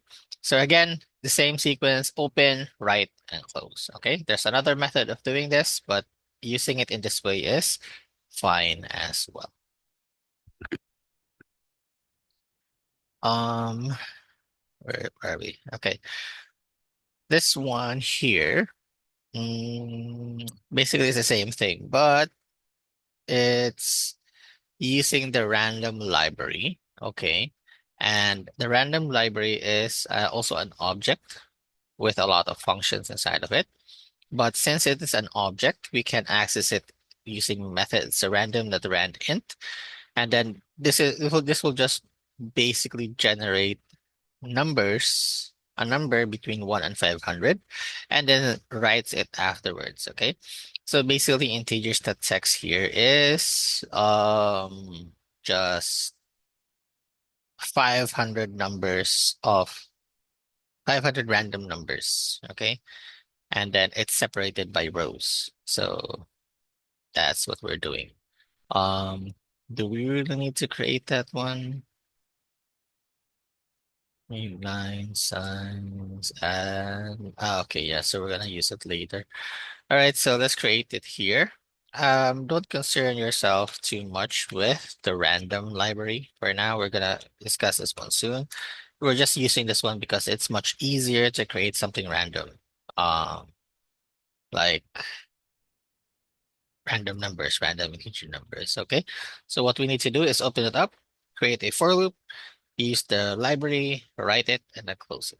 Okay, so f open, right, and then integers.txt, and then this is in write mode, right, and then for mm,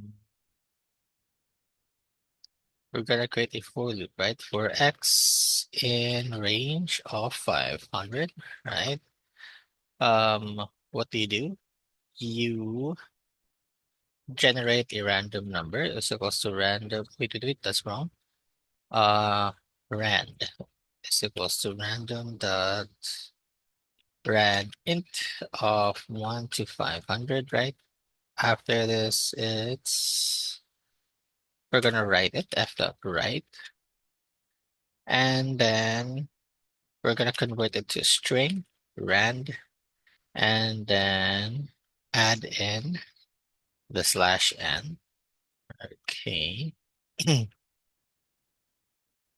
And then after that, we're gonna close it. So f dot close. All right. So if I run this code, okay, as you can see, there's no output, but if we go back here, it here's the text, it will generate 500 random numbers from 1 to 500. All right. So we're gonna be using integers. All right, integers. Let's just rename this one. Integers. Okay. Sorry for the wrong spelling. Integers. All right. So we're done with that. What next? Mm, okay, so this is just us reading the file. So, okay. All right. So it's using the read method. That's one of the methods that we can do. So basically, what we can do is what f is equals to open, and then we're gonna open the integers dot txt, right? And then the mode is in read mode or R mode. Okay. Again, you don't have to memorize the modes. You can just search this one online and then look for the mode that you're looking for. Next is we're gonna f dot read. Okay, let's try this one. And am I missing something? Should I just read it directly or f dot read is equals to text? Ah, okay, yeah, because it's reading it as is, with all the characters in between, including the slash n. But if you were to use this one inside of a print statement, okay, so text, right? If it's inside the print statement, it's gonna read it like it's actually reading it by because this is in string format, right? It's reading the entire file in string format. Mm, but if you're using the print function, it's gonna translate those escape characters so that it can be printed out clearly on your output. So that's what it does. And then we're gonna print it out, text. Okay, there you go. So now you can see what's inside of the file, right? And yeah, it's basically the same as us opening it manually right here. All right, so that's for the read. It's actually quite straightforward. The next one is read line. Is there read line? Yes. So the read line here is different. So it's using a while loop. It's using a while loop. And then read line. So it says line here. And then, okay, wait for a moment.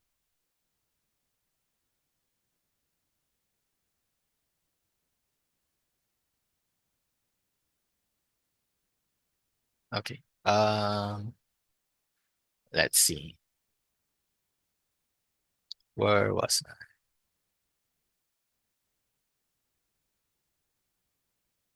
Mm.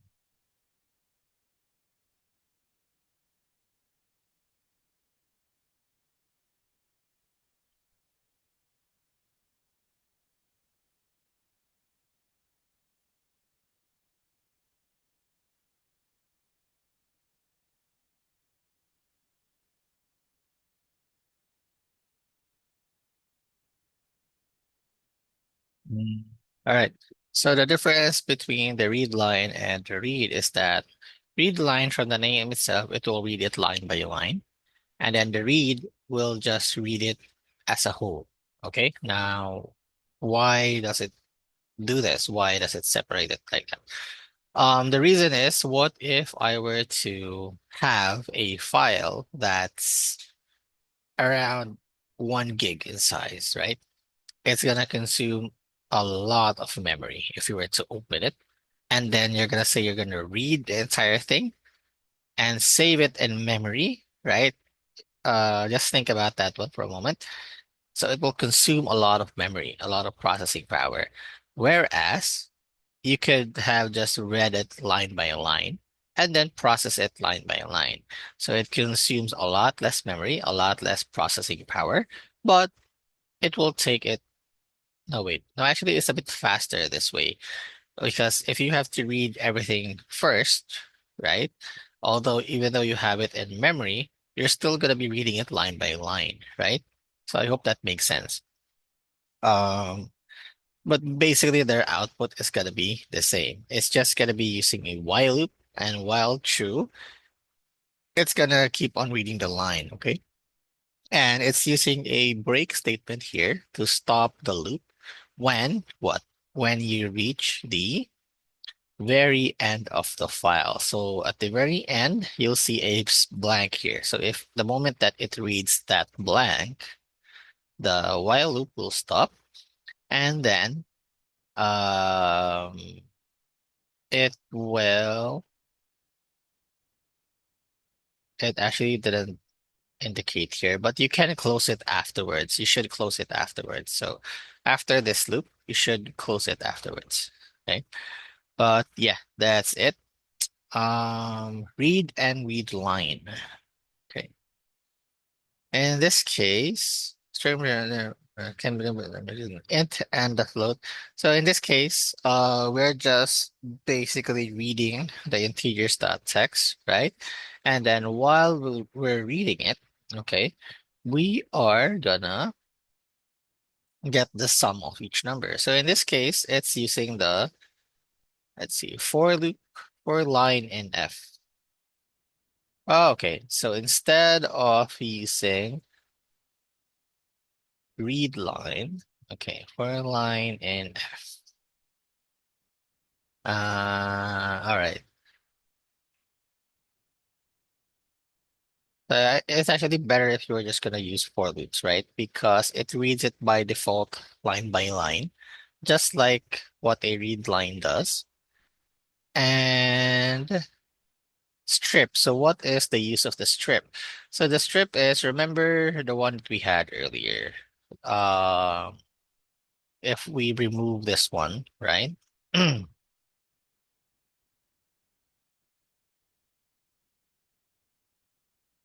Right, if we remove that one, uh,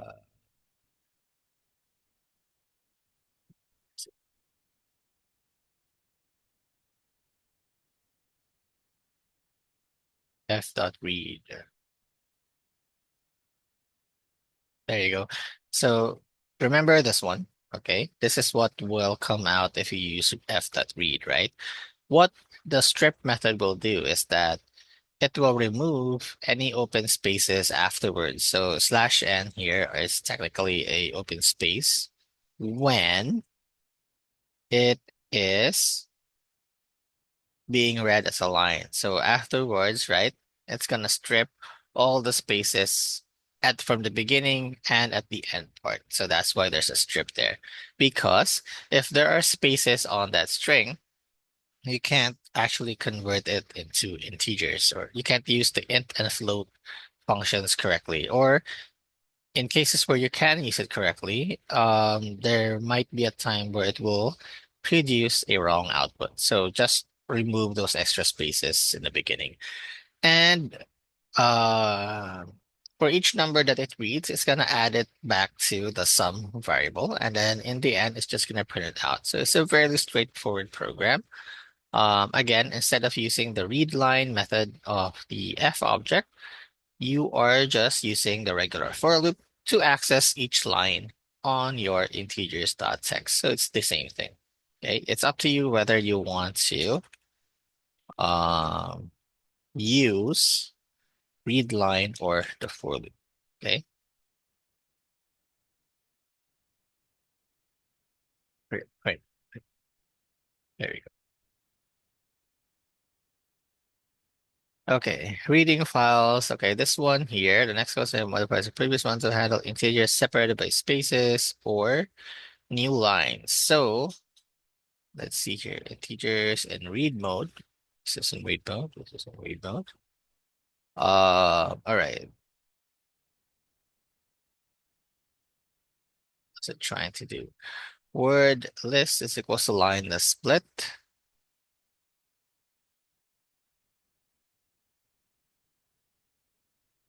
What's it trying to do here? And this is a for loop. So this is a for loop inside of a for loop. And what it's trying to do is word in word list. And then number int in word, the sum separated by spaces or new lines. So it's basically the same thing as this one.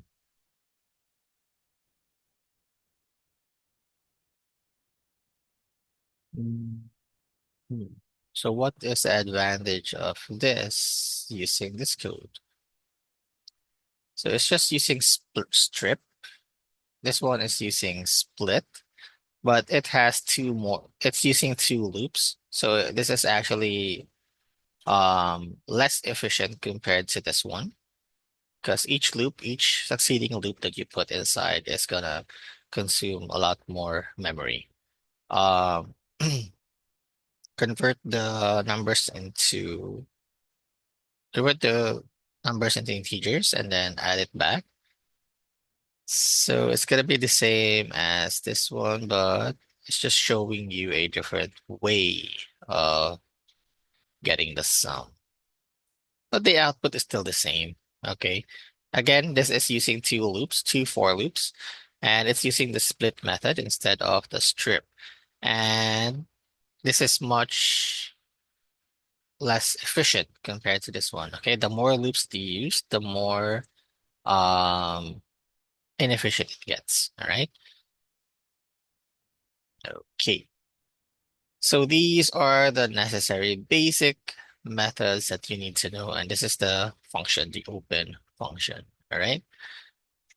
So we already know all of these things. Next is accessing and moving files in the directory. So what if your file that you're looking for is not located in this section? Let's say it's located in a different section, right? So let's say, for example, this is where you are current. Okay, this is where you are currently. Okay, and absolute and relative. Okay. So when the chain starts at the root, it's called absolute. When it starts at the current working, it's called relative. All right. So in this case, this is using relative file names because we are starting from the current directory where we are currently at. All right. So remember this diagram. Okay. So above the current is the parent, below the current is the child. So this is inside the folder. Okay. Um,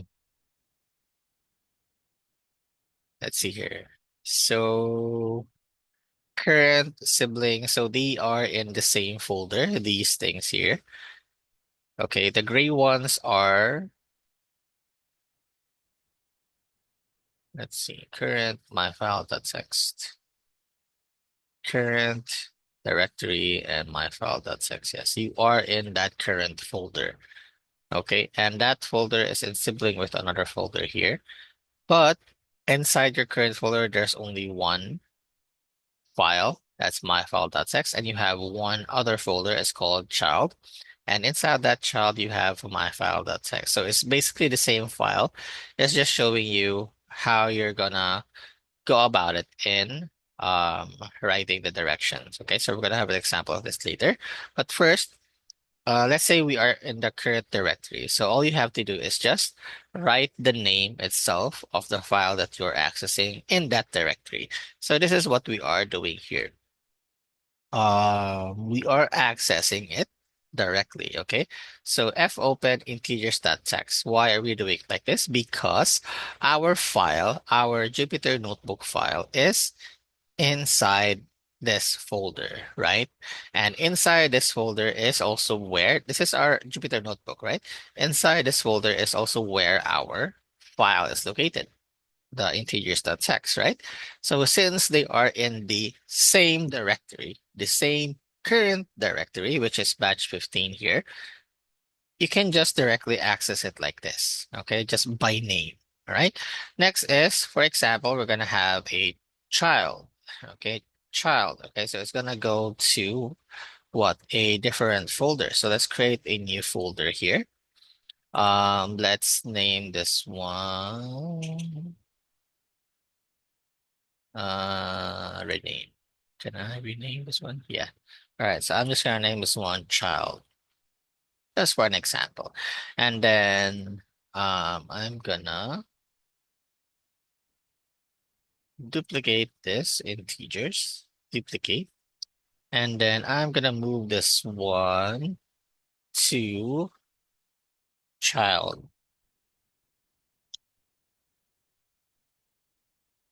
Move. All right. So inside the child folder, I have this one. Okay. So let me just rename this so that we know that we have the same file. Okay. All right. The same file, but in different directories. Okay.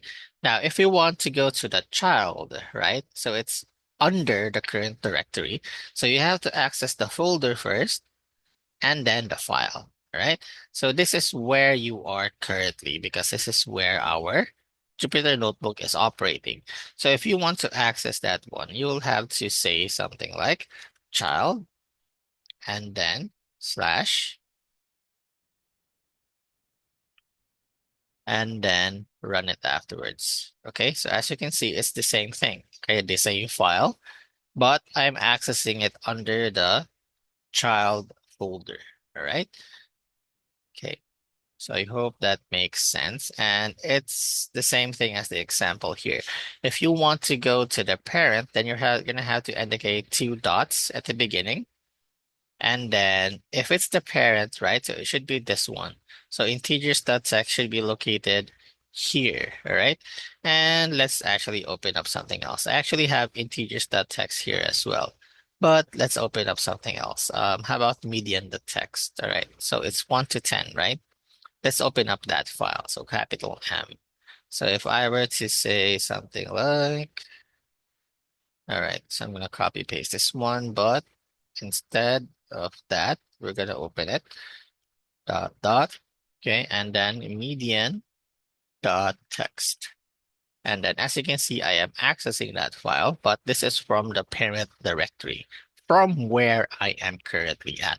So you always have to remember where you are currently at, okay? Where your Jupyter notebook is currently at, where you are opening the file from, okay?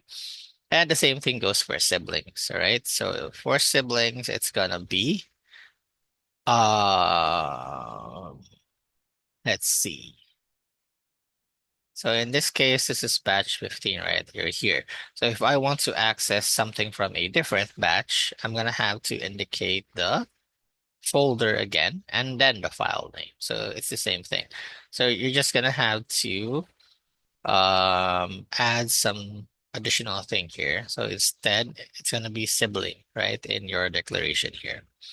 Because this is just a parent, right? Okay, so I hope that makes sense.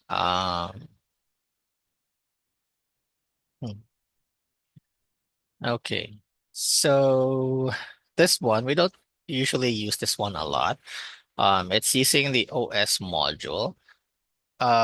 This is when you are trying to design programs in Python that will interact with different files, okay?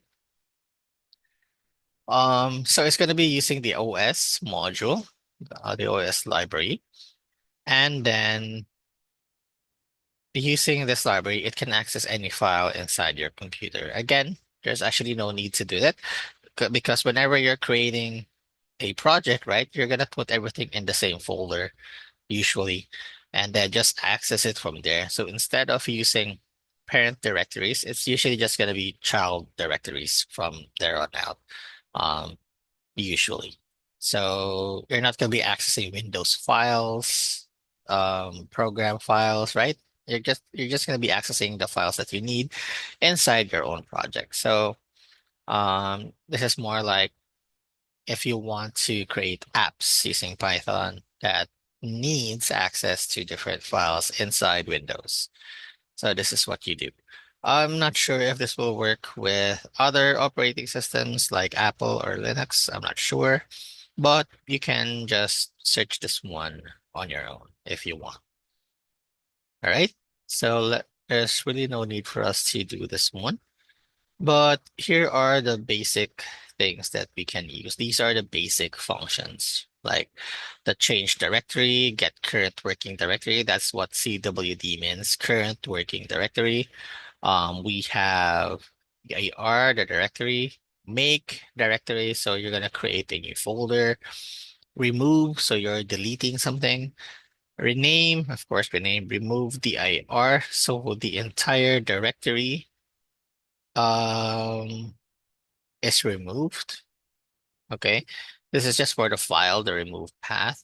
And then sep is what does it say? Oh, the separator or for the current file system. So it says of the current file system. File system. So this is for the what? File system. So I think it depends whether you're using FAT or NTFS, I think. Okay, so again, I don't usually delve too much in um OS, right? But you can learn this one on your own as an extra knowledge. Here are some more functions. We have exist, is dir, is file, get size, normal case. So yeah. So before I actually gave exercises on this one, but again, I realized that it's not really necessary for data science. Okay. Huh.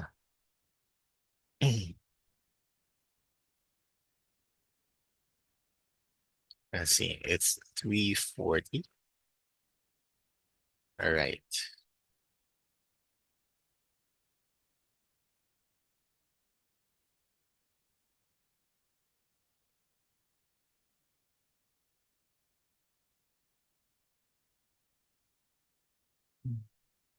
Okay.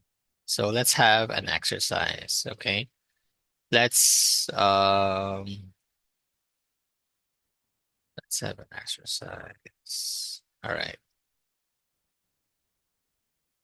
So this is your second exercise. Okay.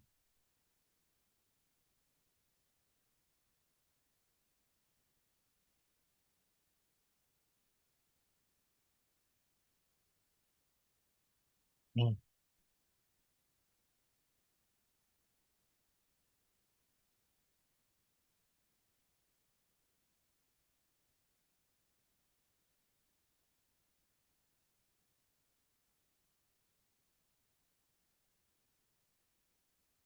All right.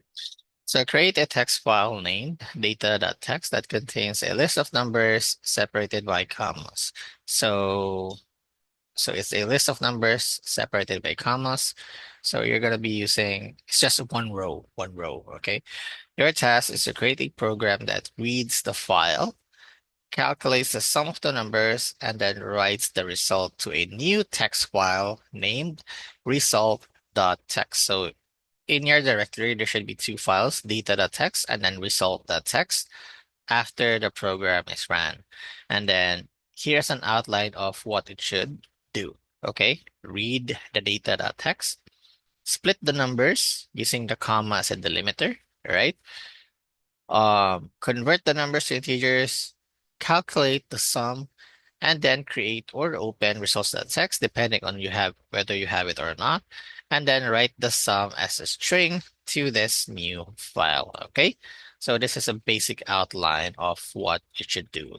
Um, the steps, right? So that you guys will have a sort of guide on how you should create the program, the step by step, right? So for this part, read the contents of data.txt. You don't have to use the random library, right? You can just manually type numbers if you want, or if you want to explore a bit more, you can use the random library. Okay, but again, we only have around.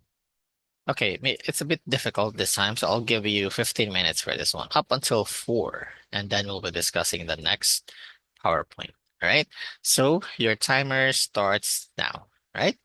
If you have any questions, just uh, ask them away, all right? Okay, good luck.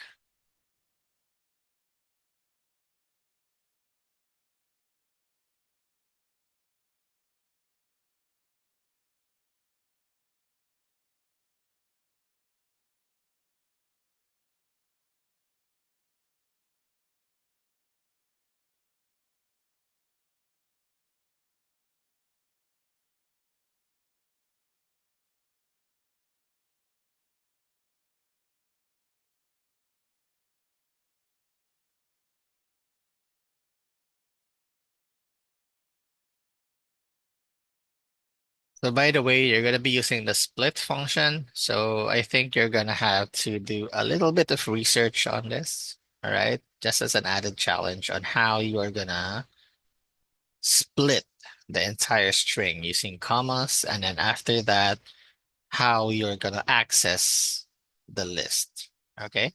So your research skills will come in handy here on how you're going to solve this exercise, right?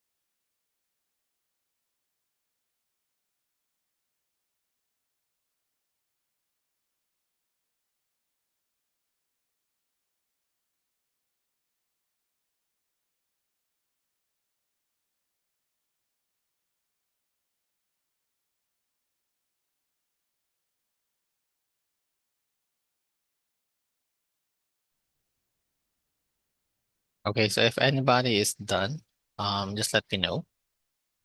Okay. Otherwise, there's only 3 minutes left.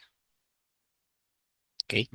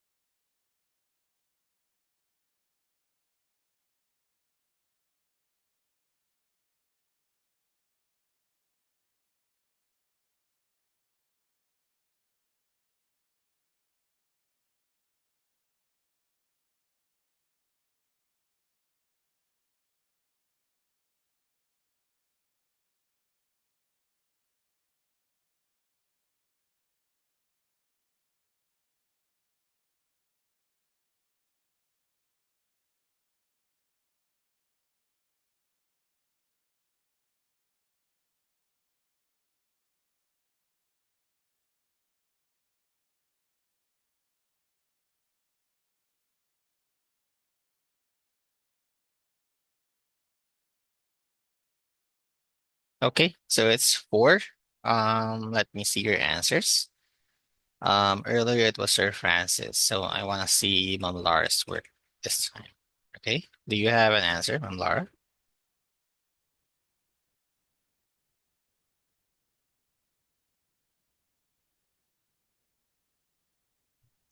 Actually, sir, hindi ko pa nakuha yung answer, sir. Meron pa akong na-encounter po na error. That's okay. Um, at least tell me what goes on in your mind when you were solving this exercise. So yeah, even though it's unfinished, can you share your screen?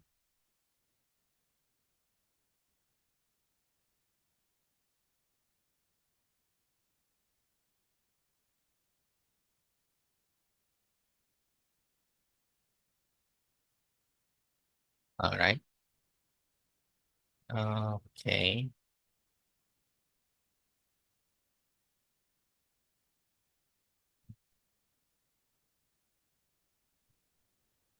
So, ito po yung error po, sir. So I think it's zoomed in. Okay, give me a moment. All right. Okay, so you are using the with open. All right, that's okay. It's still the same with the open function. All right. Okay, take me through what you were thinking when you uh created this code.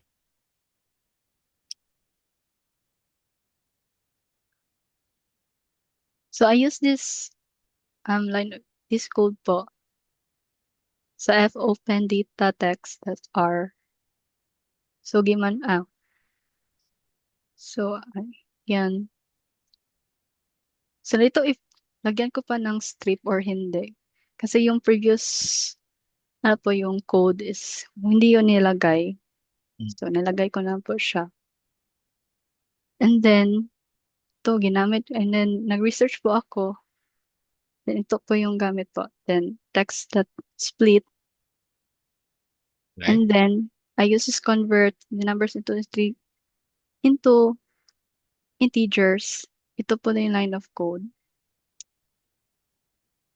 Then, I use this, well, just calculate the sum of numbers. The total sum equals sum dash numbers. Then, ito po. Pero yun po, nga po, nagka-error po ako. All right. So, okay, let me see your error. Can you go down?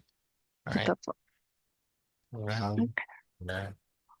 I'm not really sure why I'm looking at your screen in a zoomed format, but that's okay. Text string invalid literal for int with base 10. All right, so it really won't work because if you go up, try going back up.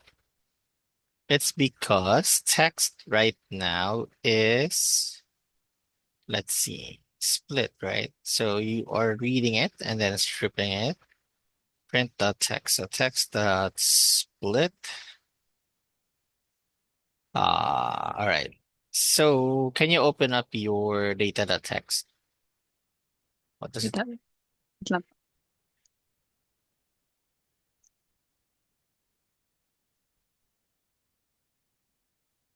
Ito po, sir. Right, so that is your data.txt. Okay. It's wrong because your data.txt itself is not it's not separated by commas. So you're gonna Mm, have to create, okay, try using those numbers, any random numbers, but it's separated by commas. Don't okay. don't go to the next line, okay? Try doing it now. Lagyan ko po ng comma, sir. Like, ganito po. Yes. Add a comma Okay. and another number, comma, another number. Um, Okay, so type any number. Okay. All right. So you need to delete lines 2 to 10. 2 to 10. 2 to 10. Yeah. Delete those lines. Okay. And then from line 1, okay, just continue writing there each number, but it's separated by commas. In line 1. Ay, ito po. Line 1, yes. All right. So make sure there are no spaces. Okay. Okay. So Dito number. kasi na part, sir, is nagamit kasi ko ng random. Okay. That's all Then, right. So just do it like so, that. nagana po. Okay. Yan, nagkamali pa ako. Yeah. So you can stop there.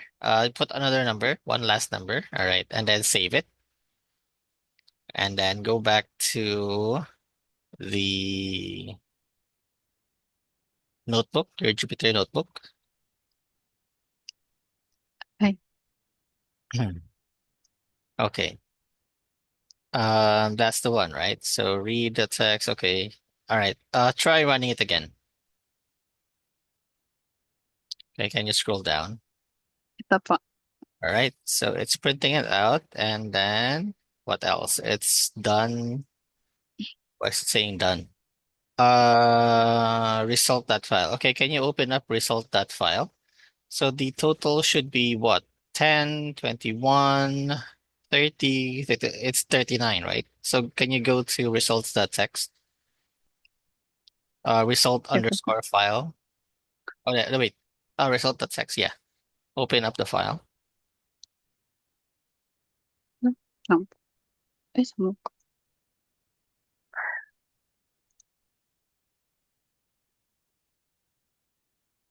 All right. Let's see. 40. 40. Okay, so I think Um, I added it by mistake there. So it's 40, right? So that's the total sum. So your code actually works, but you're using some advanced stuff there. Like, can you go back? So did you find the solution somewhere in Google? Hindi po, sir. Like, I copy your code po, sir. Ah, okay. All right. So that's good. Because yeah, can you go back to your Jupyter notebook? Ay, opo. Meron kasing pumapop up. Hindi ko That's ma-click. Ay, my gosh. Hindi ko siya ma-click. Ah, all right. So from what I remember, I didn't teach you the width method, the width, right? And also the list comprehension because we haven't discussed list yet. But that's okay as long as you understand the code, okay, and also the sum function. So yeah, so it works. Let's see if it's missing something. So results.text, calculate the sum. All right, it's converting the numbers. Okay. All right. So I think your solution satisfies everything. So good job on this, ma'am. thank you po, sir. So let's go to the others. How about Sir Francis and Sir Dimpy? Well, so I'm not good. I haven't, di ba po na-write yung code para i-total siya? Kasi Uh, doon ako sa, tawag ng calculation, figure pa ng figure of 6. okay. Para na po ako ng data file. All right. All right. So Sir Francis, not that. How about you, Sir Dimpy? Teka, I think I was encountering errors. Wait lang. Okay. So So, uh, I siguro I'll have to review the notes, and yeah. Oops. all right. So where are you at So, currently? So you're reading the data, you're oo, splitting it up, but why do you have two parameters? Um, I'm splitting kasi 'di ba F is the open file. So, yeah. ini-split ko si open file into data list. Mm, Tapos, ko-convert ko siya sa integers. Uh, yeah. So, ewan ko. So, siguro I think I got lost somewhere. I mm. might have to retrace back. Okay. So no eraser, but um the split method only works for what object, sir? Uh, numbers. It works with strings. Strings. Strings, Okay. right? So is the F variable a string object or a file object? So, naka-default siya sa sa string. Ay, sa file. It's a file object, right? Because Yes, yes. you cannot use the split method on the F object. Okay. So, I have to convert it muna. No, you're gonna have to access the data first from the object, and then after you get the data, that is when you will use the string methods. So I you have see. to remember what data type you're working at, what object you're working at, because you cannot just use one method for the other object, because it can happen that both objects have the same name, but it does different things entirely. And sometimes one method exists and the other in the other object it doesn't exist there. So you have to be careful I see. when you're dealing with objects and data types. All right? Okay. Yeah, I'll just have to go back on how to do that. Yeah, that's okay, sir. No worries. Okay. How about Sir Francis? So it's okay if it's not yet done. We can just try and take a look at your answers. Ay, siya mas good.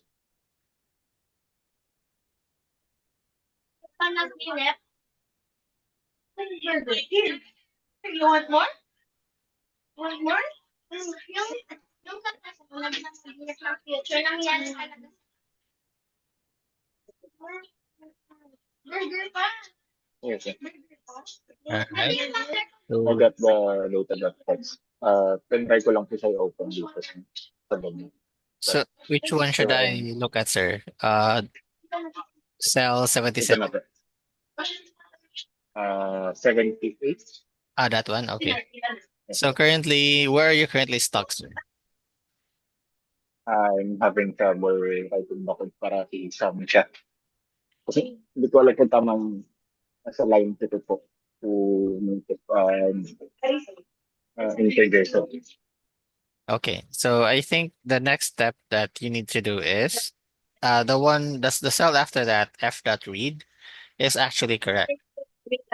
What you need to do is how to modify the text variable so that you can access number individually. So that is the part where you'll have to use the split method. Okay, after that, you can use a for loop to access each number and then convert each number to integer and then add them to the sum. So that's what you need to do next.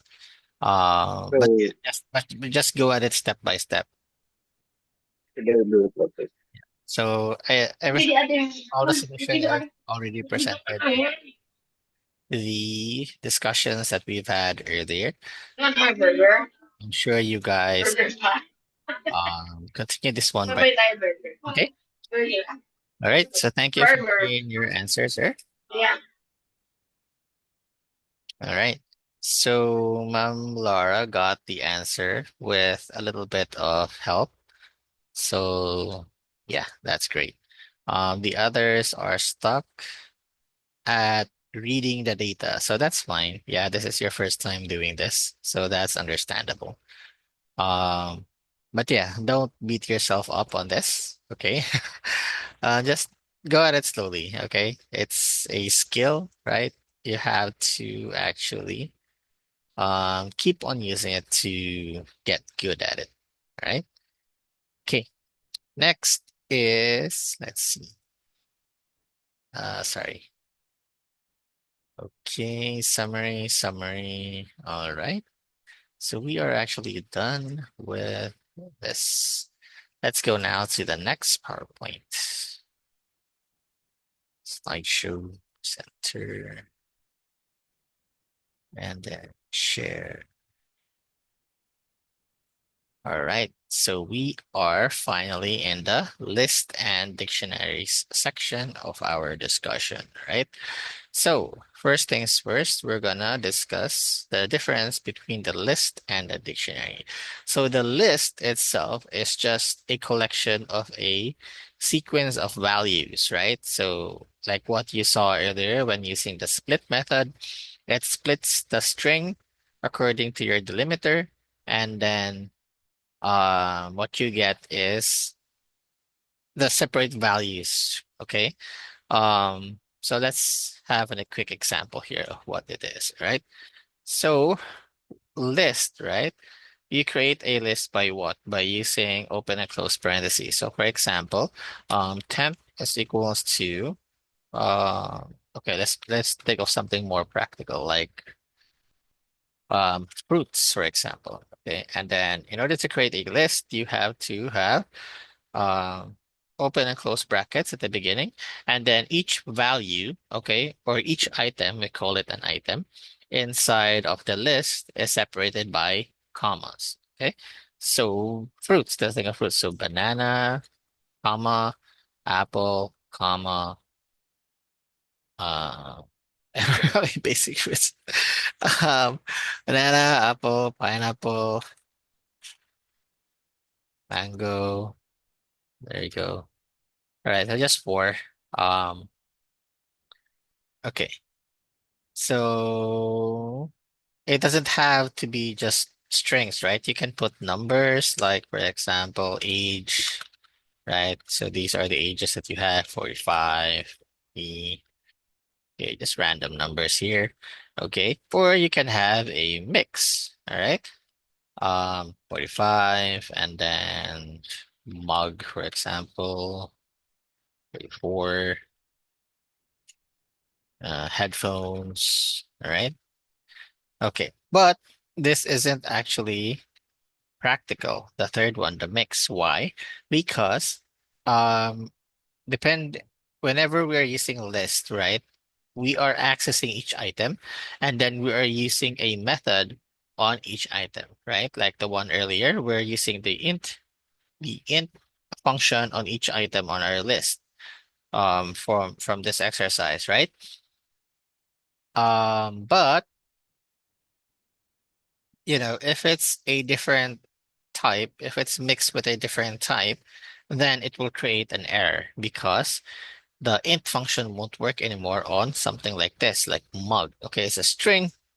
Okay, it can work with strings, but it should be numbers, not letters, right? So it doesn't make sense. And the same thing goes for fruits and age here. You can only use number methods for age, and you can only use string methods for fruits because they are all strings. And in this case here, and the age, they're all numbers. So it's much better if when you're using lists, it should be the same type all throughout. It's much better that way. For dictionaries, okay, it's not really just a sequence. It's more like you can skip certain sections by using a certain name, okay? So everyone here has used a dictionary before, right?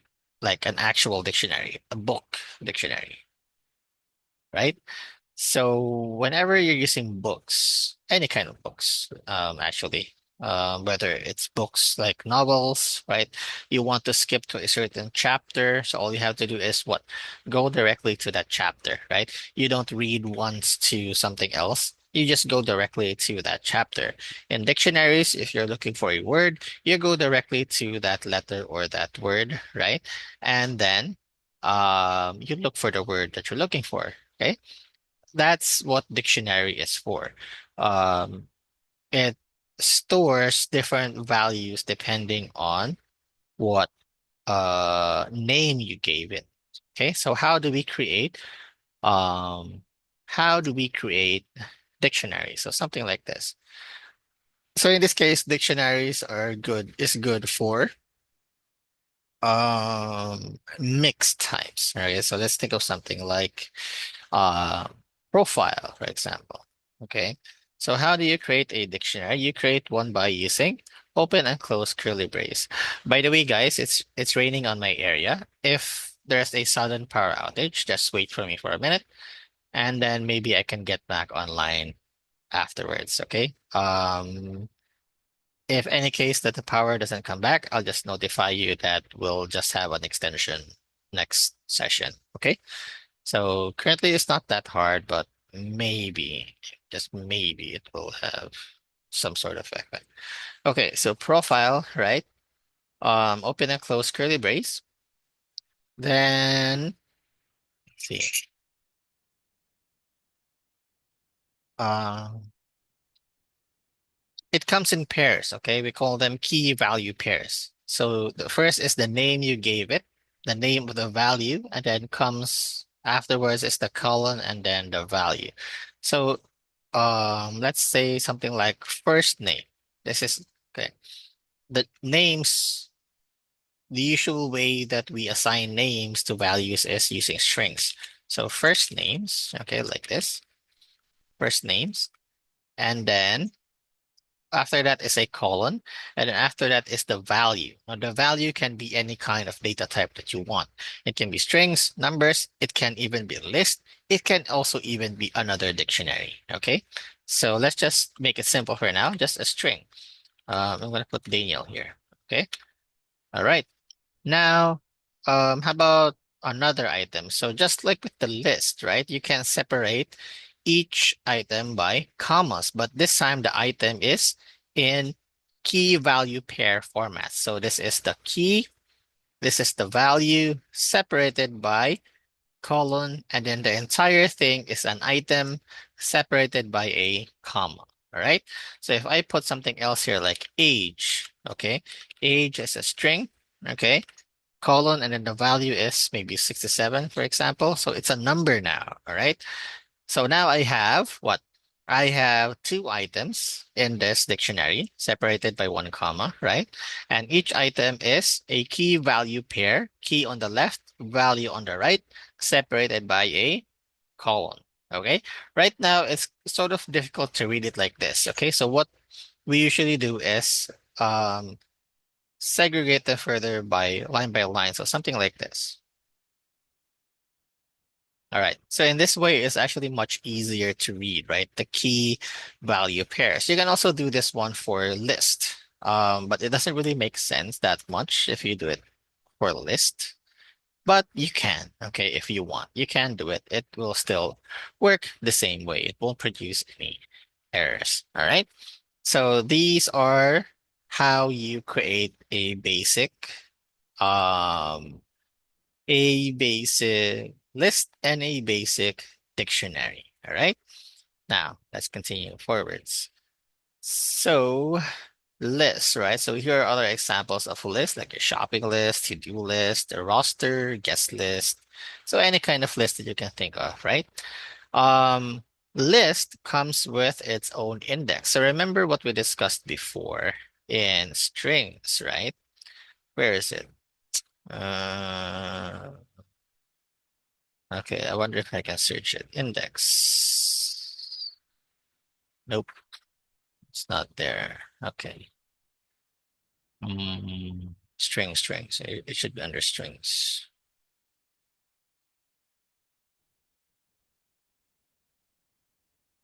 Print, type int. Mm.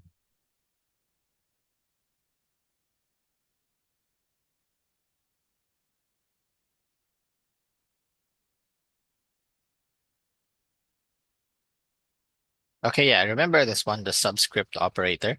So we are what? We are accessing, right? This one, the subscript operator. I wonder if we have something else here. Subscript operator, something much more simpler. Um, hmm, right. Okay, this one, right? So if you were to have a string, Daniel, right, and you want to access a certain part of the string, you're gonna have to use what? The index, right, for those characters. Okay, and then from there, you're gonna access the letters that you want or the set of letters that you want. So for example, I want to access DAN. So that's from 0 up until 0, 1, and 2. So it's up to 3. Because 3 is not included. So as you can see, it's Dan, right? So 0 and 3 here are the index numbers or the position of the characters in the string. Okay, now the same thing works with lists. Okay, now it also starts at 0, but this time it's looking at whole strings. It's not looking at individual characters. So banana here is at position 0. 45 here is at position 0. It will always start at position 0, right? So that's one of the ways that you can access it. Okay, you can access it using um subscript operators. Okay, so for example, what's it doing here? Okay. So for example, I want to access apples. I just want to say fruits and then subscript operator and then 1, right? And then it will give me apple. If I say 1, 0, 1, 2, 3, it will give me mango. The same thing goes for age. If I say age of 3, it will give me 75. If I say age of 0, it will give me 45 because this is at position 0. So it will always start at position 0 and then adds 1 as it goes to the right, okay, as it counts each item, okay? Can you use a colon here? So for example, fruits, right? So if you were to use a colon on this one, 0 to 1, 0 to 2, okay. So it will give you um a result, but it will still be in a list format, okay? Basically, you are getting two items, but since this is not the same as strings, okay, it will give you another list, okay, as an output. Same thing goes for age, for those kinds of things. Actually, for any kind of list, even though it's mixed. Okay. Again, this one is not really recommended. It's not really useful. It's always better to use list when it's just one type. Okay. If you have to mix it up, it's better to use dictionaries for that one. Okay. All right. The same thing goes for dictionaries actually if you want to access them. So profile, right? Open and close subscript operator, okay? And then um okay, no, okay. In dictionaries, okay, this is the difference. Instead of using index, you're gonna be using the actual name. So if you want to get age, you have to indicate age. Why is it not? Okay, it's missing the E. There you go. So if I say age, it will give me age. If I say first name, it will give me profile first names. If I say first name, it will give me the first name. Okay. So right now, I have two data types. One is the first name is a string. The second one is the age. So if I say age, right? And since this is already in number format, in decimal format, um I can just add it to another number directly, like 56, for example, and then I will get a result. So it's one less function, right? You're not going to be using int anymore to convert a string to a number. It's already in number format. So that this is what's great about dictionaries. Okay. So again, this is how you access both of them. You're going to be using the subscript operator, but in the case of list, you're going to be using its index, right? Its position. In the case of dictionaries, you're going to be using the names, okay? The actual names associated to those values that you want. Again, you can use list also here. So let's say, for example, food. Favorite food, fave food, for example. Um, something like this, okay? And this is a list. I'm gonna say pizza, uh, burger, and then ice cream. All right. So let's say you want to access that um list, right? So all you have to do is indicate fave food, and it will give you a list. Now from here on out, okay, this entire thing is now a list. Okay, this entire thing is now a list, meaning you can use list methods and list operations after this point. So how do we access list again? We're going to be accessing it using index, right? So after this, since it becomes a list, if you want to access burger, for example, you're going to have to access it like it was a list. So something like this, 01, okay? And then it will give me burger. So I hope that makes sense. Okay. You are accessing the item here from a dictionary. Afterwards, you are accessing it like it was a list using this one. Okay. And then you get the burger. So I hope that makes sense. Okay. You're basically just combining them both. Question. Can you put dictionaries on lists? Okay, so the answer is yes. So you can also put dictionaries on lists if you want. So if you were to put dictionaries there, let's say for example, this one. All right, and then I'm gonna just put this one as a um different item here. So something like this.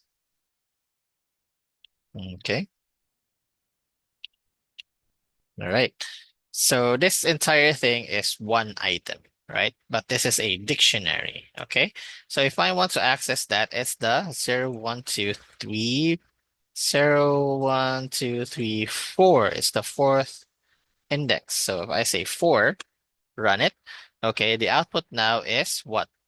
It's a dictionary. And from this point on, I can access it like it was a dictionary. So if I say age, it will give me the age. And this is already in a number format. So if I say plus 60 or 50, it will give me the output like that. Okay. So you can mix them up however you want, but usually, um, okay. So if you were to use dictionaries on list, then those things must be related somehow, right? So maybe you can have a list of profiles of what, let's say, employees, right?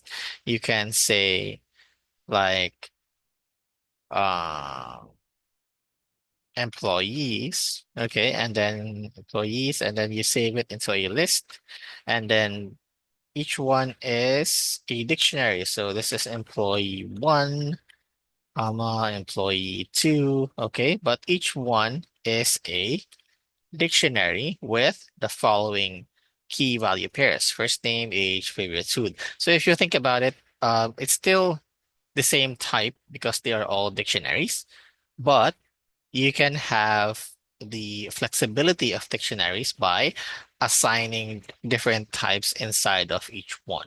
Okay, so yeah, you can have various level of combinations of this. You can have list, dictionary, list, any kind of combination that you can think of. Okay.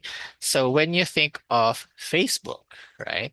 So you're gonna have the basic things like first name, last name. Then you go to the part where it says friends, and then friends of friends, friends of friends of friends. Okay. So it can connect them like that. There's another one, there's comments, right? Where did you put your comments, right? So it has a record of all the comments that you have ever made since you have created your account. Okay, so it's stored somewhere in just one big dictionary, somewhere in their servers. Okay, so that's why it will always know what data you had before. Okay, that's how it saves it. In their servers. Okay, it may not be in that format, in this specific format, but um, it should look something similar. Okay. All right. So this is just basically showing us that if there are any expressions, it should evaluate that one first. Okay, like this one, math that's squared. This is a function, and again, Python will operate from inside and out. If there are expressions in the inside part, it will finish that first before going to the next part. Okay. So in here, it's accessing the square root of x. So this is an expression. It should evaluate this one first. It gives you this one, and then um yeah, it gives the output of 2 comma 1.4 something. Okay. The same with this, x plus 1 is 3, when x is equals to 2. Okay, so I hope that makes sense. I'm using ball pen again. Erase all laser point. Okay, so list of integers that can be built using a range. So this is just the range itself all over again. It's just showing it here that it can create a list using the list function. Okay, so we already know what this is. List to be used on strings, it will just separate it directly by character. All right. So we already know that one as well. Or you can use the split method here if you want. I don't know which one is more efficient, split or list. I think split is much more efficient. Um, because this one list has to create, I think it has to create. All right, so I'm not really sure, but I think split is much more efficient. But again, you know, we're not at the point yet where we should be concerned with efficiency.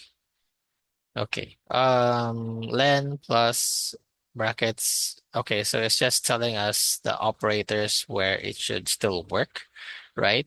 So if you were to use operators like this one, for example, um, first, okay, first is equals to what? Okay, this is what first is. So first is equals to 1, 2, 3, 4. The second is equals to list of range 1 to 5. So it's still 1, 2, 3, 4, the same thing. Okay. And then third here is a list of all the characters of the string. Hi there. Okay. Um, let's see here. So first, so that was the list, right? Add another list of 5 and 6. So when you're using the plus operator, it will just combine the two lists. All right. So if you check here, first is equals to second, it's gonna become true. Why? Okay, who can answer me? Why first is equal to second, even though we have added the 5 and 6 here? Can anyone tell me why?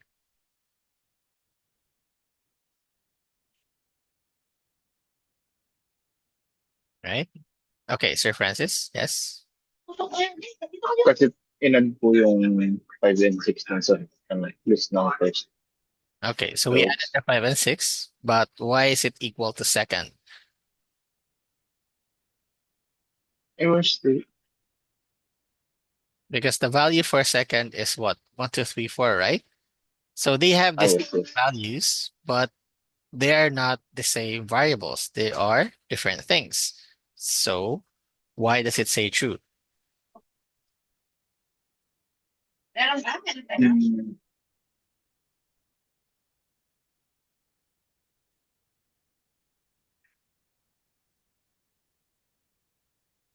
All right, so Sir Francis is still thinking. How about the others? Do you have any idea? Sir Dimpy, Ma'am Lara? Why do you think first is equal to second? Why does it say true?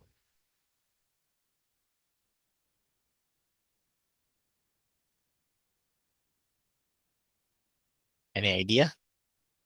Wild guesses?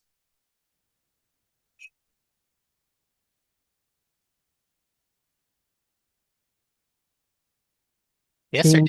Same lang yung pagka-present, iba lang yung ano, yung isa nilista niya, yung isa nilagay lang niya yung range. Nice. Mm, no, sir, that's wrong. Okay, how about you, Ma'am Lara? Do you have any idea? No, sir.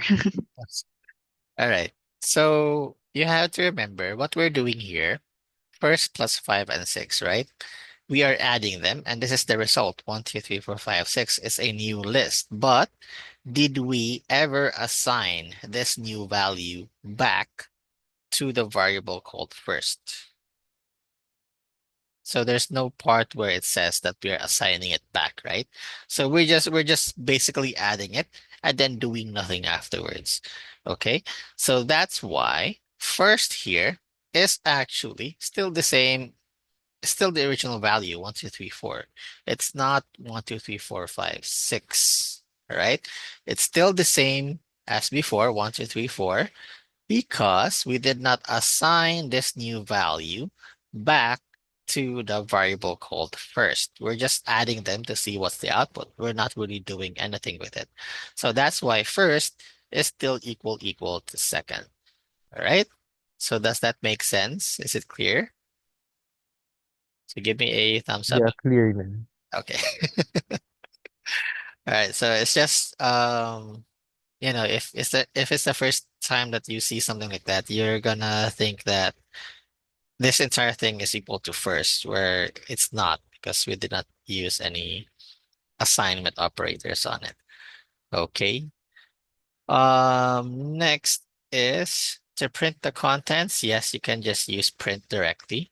You can also do this one for dictionaries. All right. So let's say, for example, yeah, you're gonna print what? I'm gonna print fruits. So it will print fruits. If I will say print profile, it will print profile. Okay. What the print, remember what the print actually does is it converts the whole object into a string format, right? So basically, this whole thing is a string. It's not anymore a dictionary. Okay, that's what the print function um actually does. Okay. Um, in detects the presence of an element. So remember the in operator. You can use this one also in list. So before we were using it on strings, right? Where is it?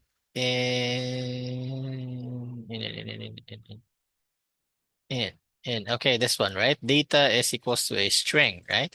You can do this, you can use that operator in the same way, like this one. S3, okay, is 34 in age, right? It's gonna give out true.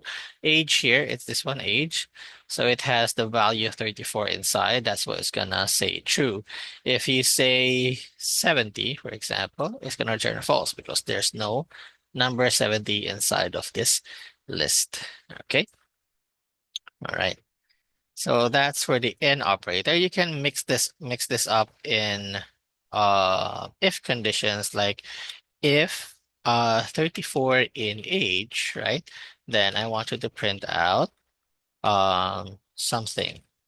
All right. So there you go. Something. Something. There you go. Okay. Um, right. So in detects the presence of an element or an item in your list. What else? Can you do this one for dictionaries? Let's try it out. If I say if age in profile print something, yes, it can work. So as long as it is in the correct spelling, like this is actually case sensitive. So if I use AG and then the E is capital, it will return false. If you say something like print of false or else. No, wait, false. There you go. So AGE does not exist. Okay. All right. But if we use a lowercase like dot lower method to convert all the characters into lowercase, right? Run it. And then it will still print out something. Why? Because if this is in lowercase format, it actually exists in our profile. So it will return true. It will return something. Okay. So basically, it's just an expansion of what we are learning, what we have learned before. Okay. What else? So mutable. So whenever you hear the word mutable, this is what you can do. Elements can be inserted, removed, or replaced. That is what mutable means. Okay. The list itself remains its identity. That means the list is still a list, but its state, okay, its current state, the length, the contents, the items in it can change. That is what a mutable is. If it's immutable, right?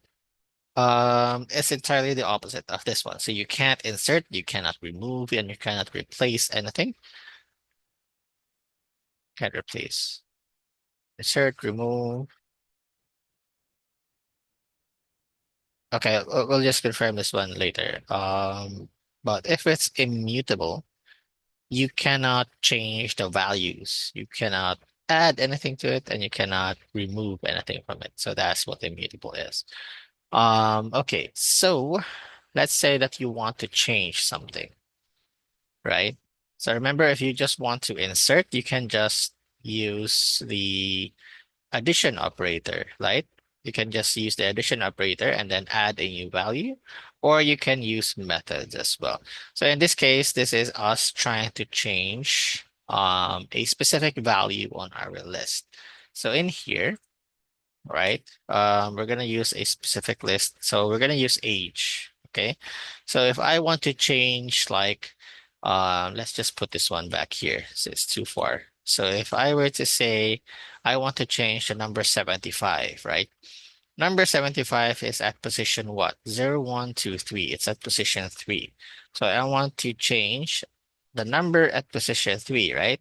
So I'm going to assign a new value to that one. So instead of 75, I'm going to put 100 there. So if I were to print age again, it will give me this one. Okay, so as you can see, the number at the end is changed. All right. So the same way that we were um using subscript operators, right, to access values. After accessing it, you can assign something new to it by using the equal sign, okay? But um, only on that specific position, all right? The value on that specific position. Okay, what else? The same thing goes for dictionaries. Let's say I will use profile, right? Let's go and use another one. Okay. Enter profile, right? And then I were to access age, right? Okay. And then I were to give it a new number of 89. Okay, and then I want to see profile again. Then you will see that age now is equal to 89 instead of 67. Okay, so you can also change values like this. Again, the difference between list and dictionaries is you are using positions for list and then names on dictionaries. Okay, but essentially the way that you access them is just using the subscript operator. So you don't have to remember anything else. Okay. Um, hmm. Okay. So in this case, for index in range len of numbers. Okay. All right. So it's using range len on numbers because it wants to access the numbers list using the index number, okay? So that's why it says numbers index and then numbers index, because remember the range what returns a series of numbers. So len of numbers is what? It will count how many items there are on the list. So 1, 2, 3, and 4. Len of 4. Oh no, len of numbers, which will give out 4. So it becomes a range of 4. So the values that it will give out is 0, 1, 2, and 3, which are the positions of each item on numbers.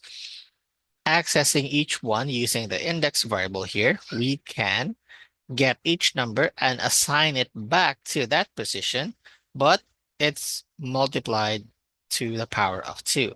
So that's why we have the square of each number. So 2, 4, 3, 9, 4, 16, and 5, 25. All right. So we're just accessing each item on the list using the index numbers that we got from this for loop, and then multiply to the power of 2 and assign it back to its own position. Okay, that's why it looks something like this. Okay, it's still in the same position, but it's just in its squared format. Okay. Next session uses the string method split to extract a list of words. All right, so this is the sentence, this is the string.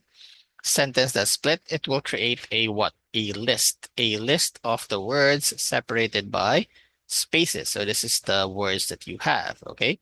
Next is for index in range len of words. So it's the same thing. This is what? The positions. The range len words will just generate the positions of each item on the list.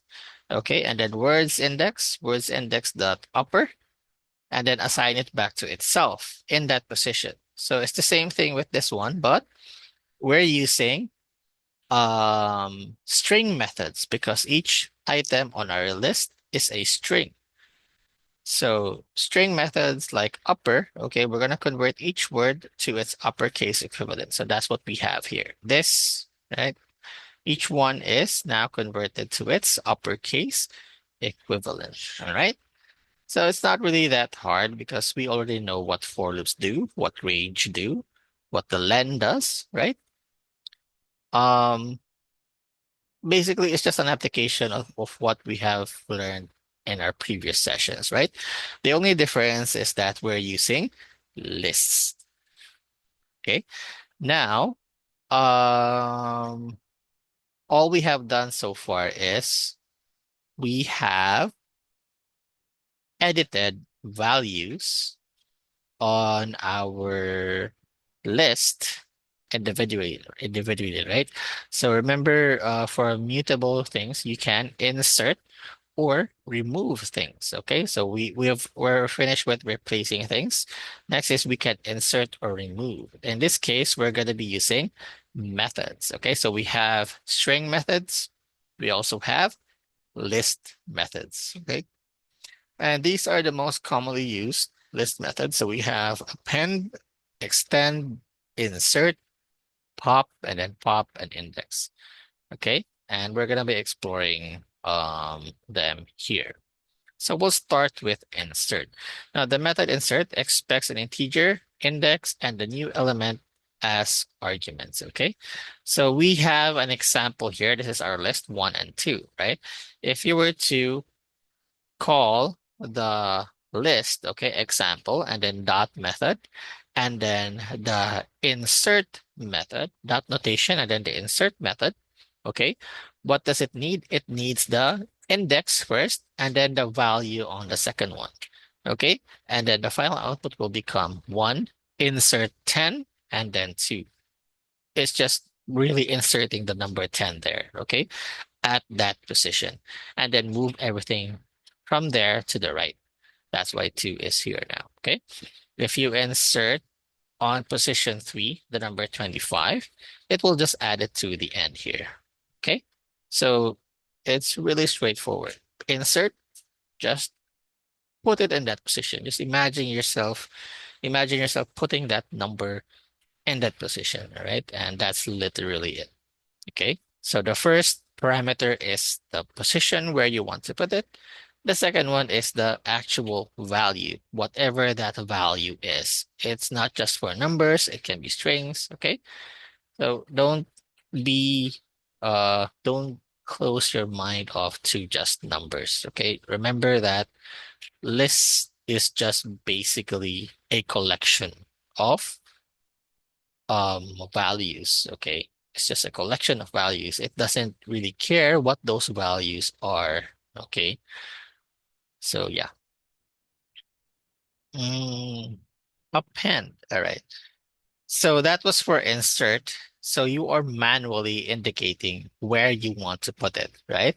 In this case, append will just add a new element towards the end, at the very end, okay?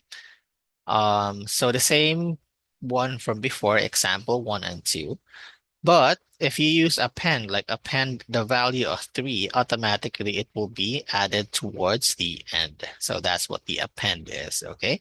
Extend is basically the same as append, but you can use list on this in this case. So example.extend, right? 11, 12, 13. So example now becomes 1, 2, 3, 11, 12, and 13.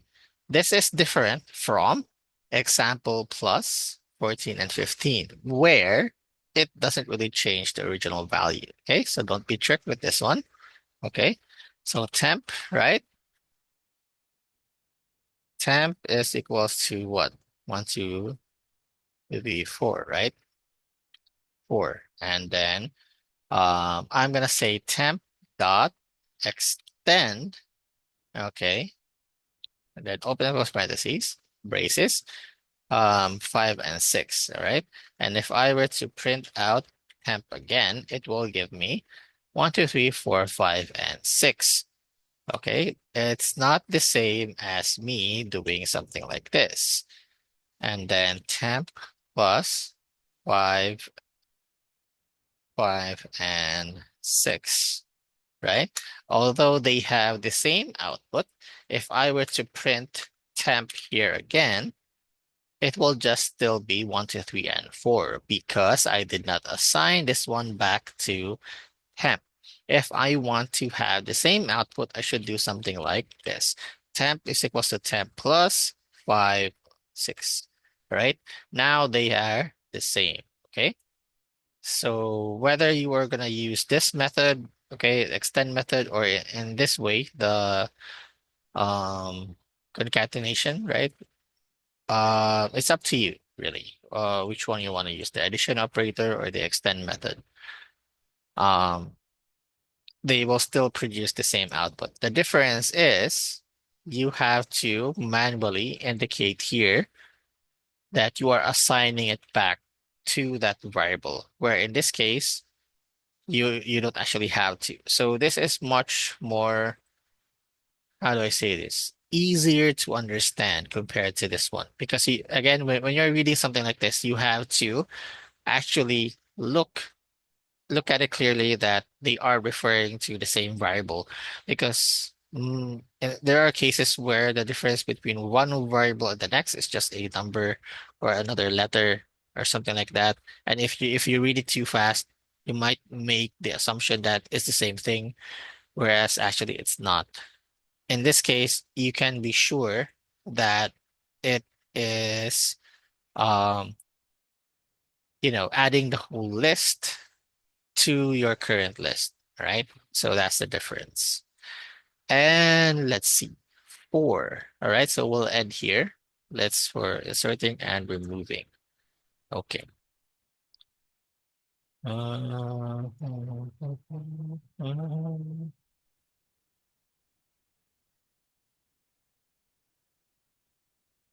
I forget something here. Okay. All right, so I don't think I forgot anything.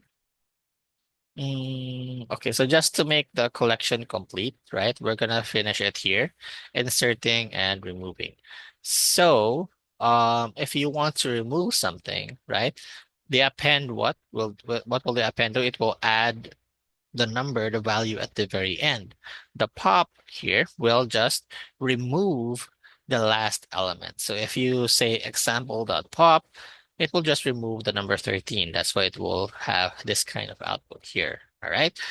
If you indicate a position inside of that function, pop 0 here, index of 0, it will just remove that value in that specific position. So in this case, 1 is at index 0. So that's why 1 is removed here. Okay. You might be wondering, sir, why is there an output 13 and 1? So the basic um this is how just pop works. Whenever you are using pop, it will give you a value, but it's not really that useful because you're removing that value, right? You're removing it because it's not useful anymore, right? So even though it gives you a value, it's not really that useful. Okay, so you can just disregard that one and then just look at the final result. Okay, this one. It's not really that useful in any case. If there are any cases where you can use that one, I think it's very specific. Because again, you're using the pop method to remove something.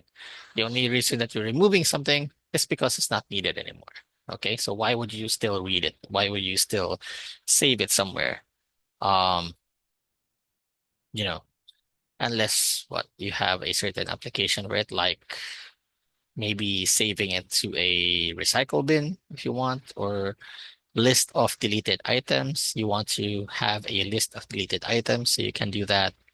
But yeah, other than that one, I can't think of anything else. All right, so we'll end it here. Next is searching for a list, sorting, and then mutator methods. Other than that, it's gonna be all about dictionaries afterwards. Okay. All right. So any questions so far from our discussion today? Any clarifications? Just raise your hand.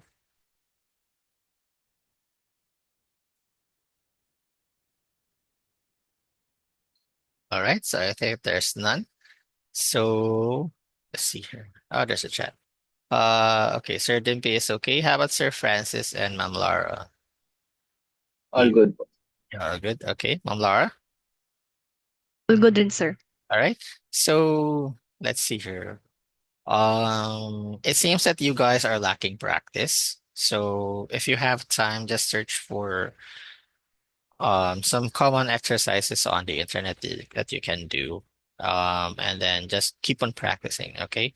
Again, this is a skill. You have to use it. Otherwise, it's not really that useful to you guys in the long run.